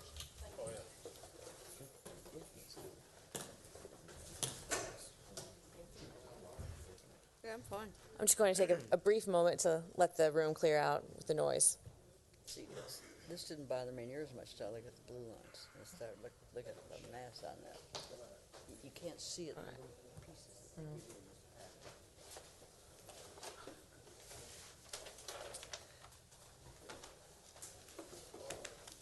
Okay. Excuse me? Okay. If they were on too big, different. All right, so moving on to item number 10 on our agenda. That was recommendations to City Council. We have none. 11, verbal reports and updates by staff and the Planning Commission. We do have two, but I would like to throw in an 11.3 from Commissioner Sweeney. This was, yeah. Yeah, I just want to go on the record as saying that I have resigned from the Board of Directors of the Chamber of Commerce and the Chair of the Advocacy Committee on the Chamber of Commerce, just to make sure there's no potential conflict of interest or any likelihood of people being uncomfortable with members coming up for presentation of applications. Thank you very much. Good. So, do we have any kind of report on the Hunter project? Actually, we do. Just a quick update. Things have been happening. We met with the applicant. We've had a couple of meetings, and there's an item going to City Council on the 10th, essentially for a contract to retain. Let me just give a quick bit of background. The Hunter project was proposed a couple of years ago, and an EIR was prepared, and it was circulated, and comments were provided on the EIR for a number of reasons, of which I don't know all the details of. The project was never acted on, so the EIR was, so neither the EIR was certified, nor was there any action on the project. Subsequent to that, the applicant wanted to do some additional analysis on traffic and a couple of other issues. So some studies were conducted. Those studies showed the need for additional work. So what's happening is there's a contract going to council to retain a consultant for around $80,000 to essentially do some additional analysis, include that in the environmental impact report, and kind of housekeeping stuff to take comments or issues that were raised during the comment process and bring those into the environmental impact report. Once that work is done, which is probably going to take a couple of months at least, then, at least in theory or on paper, the Hunter project would come back to a hearing, and that initial hearing would be at the Planning Commission. So what's coming up is simply a contract to do that work at City Council next week. Okay. And that Thank you. work is, of course, going to be paid for by the applicant? Oh, yeah. Just to be clear, the applicant's going to pay for the entire cost, and the city is the one that hires the consultant. The consultant reports to us. Thank you very much. 11.2, discussing minimum submittal standards for design review plans and graphics. And I know Grace has some comments. I know I do. You might have some. Go ahead, Tracy. She said she's going to listen first. So I'll go first. I would love to see, and I already kind of mentioned it, full to-scale renderings with the proposed homes or design review, but in a comparison to the surrounding buildings. I feel that we have lapsed on some design reviews because we don't know how large the home is next to the neighboring homes. I tend to agree with you for a lot of these projects. I think that can be cost prohibitive for some minor residential remodels and things like that. So we may want to have some threshold for renderings. Okay. Just a thought. You know, that makes sense. I guess if it's can we do it off of a percentage of what the remodel is? I mean, a lot of these ones are because they're big remodels. It's not they're putting a little shed in the backyard or they're adding on a bathroom. It's Maybe whenever there's an added story. well, no, because some are Can it single just be a stories. percentage increase in FAR? That if we're going, if the Yes. house is going to be ultimately 30% larger or whatever than the existing on a remodel and from. We could do that, or a minimum square foot, whatever is lower. Yeah. Yeah, I mean, I think maybe that might be easier is having a square footage threshold, maybe like anything over 1,000 feet added to a single family home. There were renderings Yeah, required, okay. something like that. I mean, you guys would know best with what the percentages of remodels are and that sort of thing. I just think I want it to just be actually something that has some bite to it, Right. not something like, oh, it's. But it has to be reasonable. It can't. I mean, that's the issue. If we can't just keep tossing expense onto applicants. There needs to be some realm of reasonability. Yeah, I mean, we see, we make basically everything come here one fashion or another. So 100 square foot addition to the back of the house is so minor. No, I'm not asking for that. But, for the home, like the home that's on the corner of Madrona and Stockton right now, and then, this would be a prime example. Those are pretty decent sized remodels. It's not something. Or significant setback changes. And that's I also don't if they're know remodeling. How you define significant, but yeah, a remodel can have a setback. They can add. I think as Aaron suggests, 1,000 square feet seems like a reasonable break point. And then to give staff the discretion, if there's something that we really think warrants it, that we could require that. But I like that catch-all. Yeah. But is that arbitrary for an applicant? Could we run into a situation where if it's not consistent that we're up against? I think the way we would approach it with the applicant, if it really is kind of a difficult issue, that it's in their best interest to provide the rendering. And in the end, it's difficult to force people to provide things, although technically I guess the application could be incomplete. But we could just see how it goes. But I think it would be good to have that discretion. And in most cases, if there really is an issue, it's in their best interest to clearly, show it. So How expensive is it? What are we It's talking? expensive. I mean, like what? $1,000, $5,000, $10,000? I think it can vary based on the detail, the software, the amount of time spent. I think a full set of renderings can probably run upwards of $5,000. Yeah. Wow, that's Right. significant. Yeah. And just to clarify, by renderings, what I'm actually not asking for like the coloring renderings. I'm asking for like on the blueprint when they do the scale of the home to also put next to it the scale of the home next to it. What I was thinking of, and what I was assuming the commission meant, and it's good that we clarify.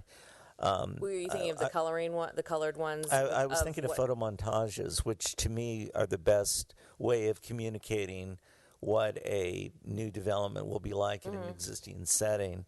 And I think the dollar amount cost of those is equivalent to what Aaron just indicated. So essentially, in most of the software packages that architects use to design the homes, they can use to generate photo montages. And I think they're much more effective, and that's what we had on Allen Street at the last meeting, much more effective at showing context, because what they literally are looking at the house as if it was built. I mean, the technology is good enough now, so it really doesn't get much better than that in terms of looking. So if we're going to go through this exercise, I would recommend that it be in terms of photo montages. All right. I'm just the point of concern is just the massing of homes and not knowing what the massing is going to be. You just kind of assume, and then all of a sudden you go, "Wow, that is." Once it's done, you go, "That house is a lot larger than I thought. Than it looked like on paper." Was the Allen Street one that we that was a photo montage? Yes. Okay. I also have it twice because I have two lists. A landscape plan, if applicable, is always very helpful, and I appreciate so much. It's so much easier to look at a plan to know, the neighborhood, surrounding areas, and then what would be nice, I guess, in situations where they might not meet the minimum for renderings, is to have story poles. Then, if That's story poles would work really well for me. I always Are love they it when I go, expensive? because I don't mind. I go to all the sites, and if I had a story pole, that would just. Is that something we can require without a code Yeah, that's amendment? a code change, wouldn't it be? Or is it- I think that may be a code issue. That's one we should probably look at. And then a story pole obviously is something that doesn't come in with the application. It's something that once you're in the process, then that's one of the techniques to use in the field. So let us research that. Okay. I mean, what we could do is part of the application have some information that, assuming it does not require a code change, we could do it having information in the application that says story poles may be required at the discretion of the hearing body. So I'm just thinking of the Grace, the home on Big Rock Road where the story poles were. Well, we also did one over,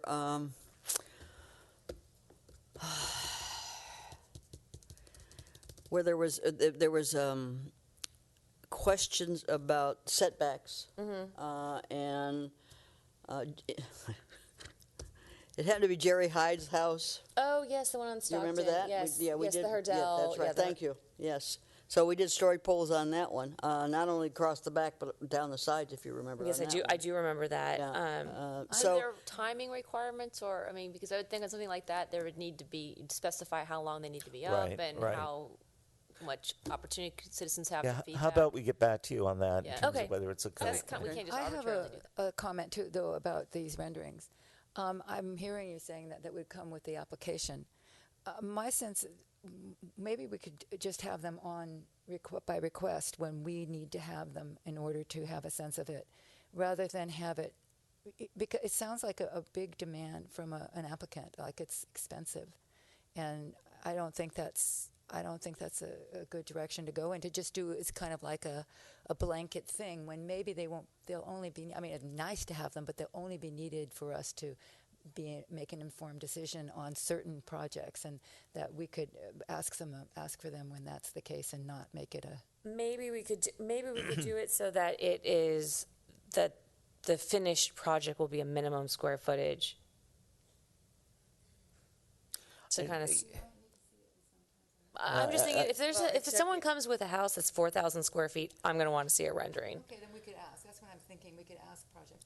no, then you got to keep bringing it back, Bobby. Yeah. And That's okay. we don't want to keep bringing everything back. It's Well- not only time consuming to staff and us. It's also time consuming to the applicants and the people that are coming to make comments. Well, I guess that means that only people with lots and lots of money can Well, do these things. once again, I think 1,000 square feet based on construction costs, you're into things for a few $100,000 anyway. I particularly now, given this sort of push for design review, which is a whole different subject. I think it's.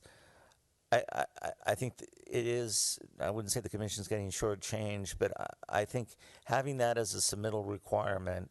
And if staff had the discretion maybe to waive it on occasion if it really didn't make sense. But I think my preference would be that we have that as a submittal requirement. Otherwise, we're just not going to get them. Yeah. And we'll ask and they won't deliver them, or they'll come after the meeting. We also need to quality control what they're proposing, because sometimes you can kind of lie a little bit with pictures too. So I would strongly encourage that be part of this submittal requirement, with once again giving staff some leeway as to whether one size fits all in terms of the above 1,000 square feet.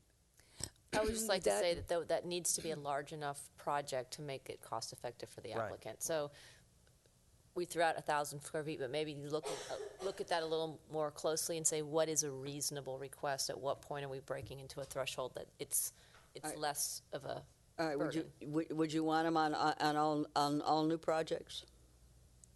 I think that's an arbitrary answer until I see kind of what the cost. So I mean, if it's a small new project, I don't know. I mean, I think square footage and some concrete thresholds we should agree to after you give us some intelligence to think about, and then say, okay, it makes sense in this case, but in this case, it's difficult on the applicant. So, So there's there'd got be to be some dividing lines between when we need it and when So there'd be You know- some discretion with the staff. You know what might be helpful, but it's like extra homework. I'll help if you need help. But it's to look at the past year and a half, 2 years of applications and which ones were kind of hot and what the square footage was and what the remodel, how big of a project it was, and would a rendering have helped?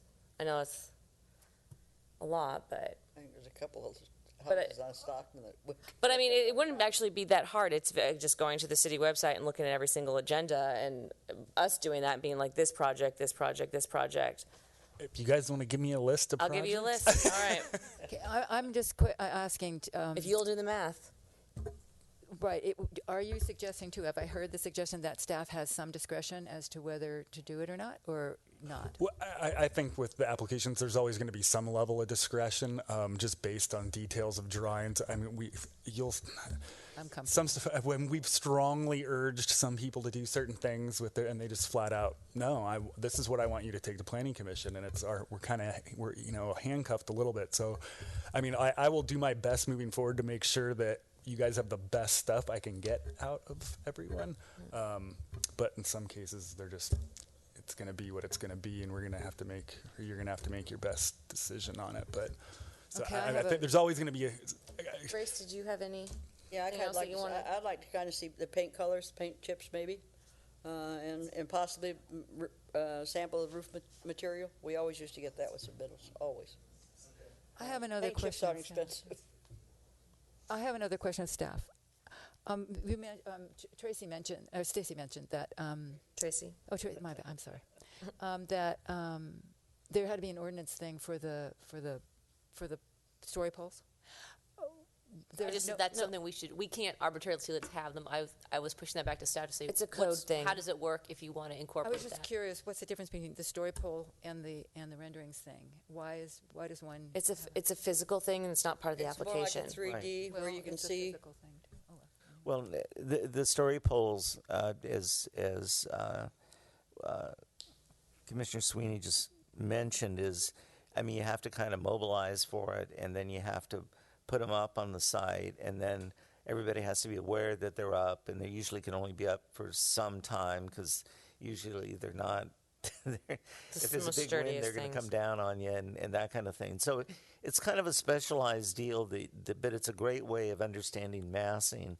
I think the photo montages, by and large, should communicate the same thing. So in most cases, you might not need the story poles, but the story poles are something that don't come in with the application, obviously, in any sense. And I think it's something that we'll look into, so it would give the commission in some more formal way to require an applicant to do them if as Aaron indicates, sometimes the applicants can be a little foot dragging, but if there's some kind of code or other requirement to point to, then we can have it happen. But yeah, the short answer is the photo montages should handle most of it. Story poles I see on coming up rarely, but and the difference is with the story poles you can stand there and really see it, but with photo montages you can get 90% of the same effect, plus visualize exactly what it's going to look like. Okay, thank you. Does anyone else have anything else to add? I think that those are the things that have been missing is the photo renderings and a color scheme. And landscape plan. And landscape plan. Those are the things that I feel have been missing from the packets that used to be there. Do you like getting the full size set of plans? I do. I do because you you can prefer read 'em. those? I do because it's yeah. Okay. And this good. project tonight made a big difference when you sent me the large set of blue lines. It does depend on the project. So like for the 9.1, just these little fold-outs, that Right, was the right, appropriate okay. size for that. But for this one with But this, any sort of new home, the full size are better. Yeah. Okay. Is that okay. super expensive? No, that's minimal. I think they also might have helped in the little one on Allen Street that could have helped. the historical house. Oh, right. yeah, more full-size plan. And can I just ask one caveat on all this? If back to Aaron's point, if an applicant refuses or doesn't have the means, we don't have an enforcement mechanism, but we can present it to them that it's more likely to get approved if you provide the tools to the commission. But we can't say we're not going to entertain an application No, but you can always use Well, the article. right. It Well, I might be think cheaper to that- do right, it. I mean, than I don't think- to yeah, it's just- keep coming Yeah, back I don't think three we or four can times. say You could you say it's can't submit an incomplete, though. application if you don't have these things. It's like right now I'm grading practice bar exam questions, and it's, you know, when it's clearly outlined and you use headings and you bold words, it's a lot easier to grade. I'm more likely to pass you than. But I think Victor mentioned, I heard him mention that you could say that the application was incomplete if these weren't. True. I mean, if we have it Ah. down as a submittal requirement and they don't submit it, the application's incomplete, at which point there's no legal obligation to bring that to a hearing. I don't think I want to do that. Go there yet. I think that just see what comes and see how helpful Okay, it is, and then go to the point of saying something's incomplete. I think that really. Well, is you a little don't have harsh. to. I'm just confused now. You don't. If you have it as part of the requirements for the, will it be incomplete or not? Will it be incomplete? for some It really people? depends on what you tell us. If you say that that if they don't have it, that shouldn't drive it complete incomplete, we can handle it. Aaron, do you have any thoughts on that? No, I mean, I think I like what Tracy said, that, you know, if you submit it, it's going to make it easier for us to. and that's, you know, that's what we say now. It's like it really Don't be in change your the best. minimum requirements, but these are additional things that will work to your advantage. Right. It'll be in your best interest. This is what the planning commission wants to see, and you know, if you don't have it, it's going to be harder for them to It's understand. likely what for you're- them to continue it to ask you because they're going to ask you for it. Right. You also know that we could be helpful also, because you know how many times you get invited to come to the site. Yeah. And, Always you might helpful. say, well, you know, if we could see this or see that, we could be helpful to staff also. I'm just worried about appearing to be arbitrary and enforcing it sometimes, not enforcing it other times. You know, I mean, I'm just concerned about that. Every project's different, and you know, I mean, there's just going to be a certain level of detail that some projects are going to require that some aren't, and I don't think there's any way of ever changing that. And we're not changing them, this is a requirement, we're not now making these incomplete. What you're saying is, you're giving the latitude. We're saying the planning commission has asked for these to be included. But it could be enforced. It's not just staff saying it, it's the planning commission. Right. No, we wouldn't do I think what we said, Bob, is that if it works this way, then they don't have to be enforcers with big clubs. Yeah. All right. So we're good. Aaron's good. And I think that I'd like Well, to. just one more last thing? thing real quick. The city setting up some training sessions is it's something that just came up. It's going to be Land Use 101, so a whole thing on zoning, and it'll be Kevin or Kevin's partner Tom. So there was a date tentatively set for March 10th at the council meeting. They would do it, I guess, at a council meeting, but it appears that that date's not going to work. But I'm mainly just letting you know that's something that's going to be coming up. Okay. I don't know the exact date yet, but I think it's a good thing. Perfect. Yes. And I see that we have Ms. Erickson. If I could add one comment to that, it would actually be a study session 2 hours before the council meeting, so it'll be a joint study session with the city council and planning commission. Oh, good. So, but we'll coordinate the dates later. And that relates to what my comment was going to be. The way you're going about doing design review, changes or modifications to existing policy or decisions or something, is reactive. It isn't proactive. And that's what happens when new things come up for which the existing system, people, laws, whatever, didn't anticipate. So then you're always in a position of having to react against them and invent a workaround or a fix. That's going to lead to conflict all the time, overlapping interpretations. It is not going to turn out well 3 years down the road. You need to go out there, find a community that does it the way it should be done, that's got the same $1 million properties going for it. And you need to look at how they've set it up. You need to have a study session in which somebody comes in and teaches you how to set that up for yourselves. You need to invent it for the era that you're entering into. If you're going to use old stuff and constantly react, you will just make your lives very hard. That's the general comment. The specific comment about what went on today, there were two things that were not addressed that are critical, and living it with it myself. One is that sunlight is cut off. When you cut off sunlight, we just had a place go in next door to us. No sun fell on our 3 fruit trees. We pulled them out. And that was only about 2 months into the project. We looked out there was never any sun anymore. So we pulled them out. And the second thing that happened is that when they go in and they build, the whole of St. Helena goes downhill toward the river. And so all the properties are graded lower and lower. They graded the property so it was even with the street level in the front. So now, and then they put a big thing in the back. So now they have a situation where the level of their property is up here. Our property is now 2 feet, 3 feet lower, 6 inches away. It's ludicrous. So when those big rains came in December, all of their runoff flooded our property. We have a tenant in our cottage, have had for 50 years, and we had to put sandbags all around their back door. So those are the kinds of issues when you use existing situations and you put new massive things on them. They block the sun, they redirect the drainage. This is a big infrastructure thing. And there was no requirement that they do all the infrastructure beforehand. And planning knows about this because I've complained numerous times about the project. So, they didn't put any drainage in. Nobody required them to do that.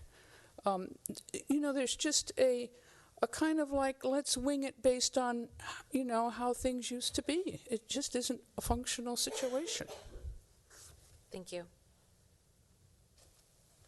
And with that, I'll adjourn the meeting.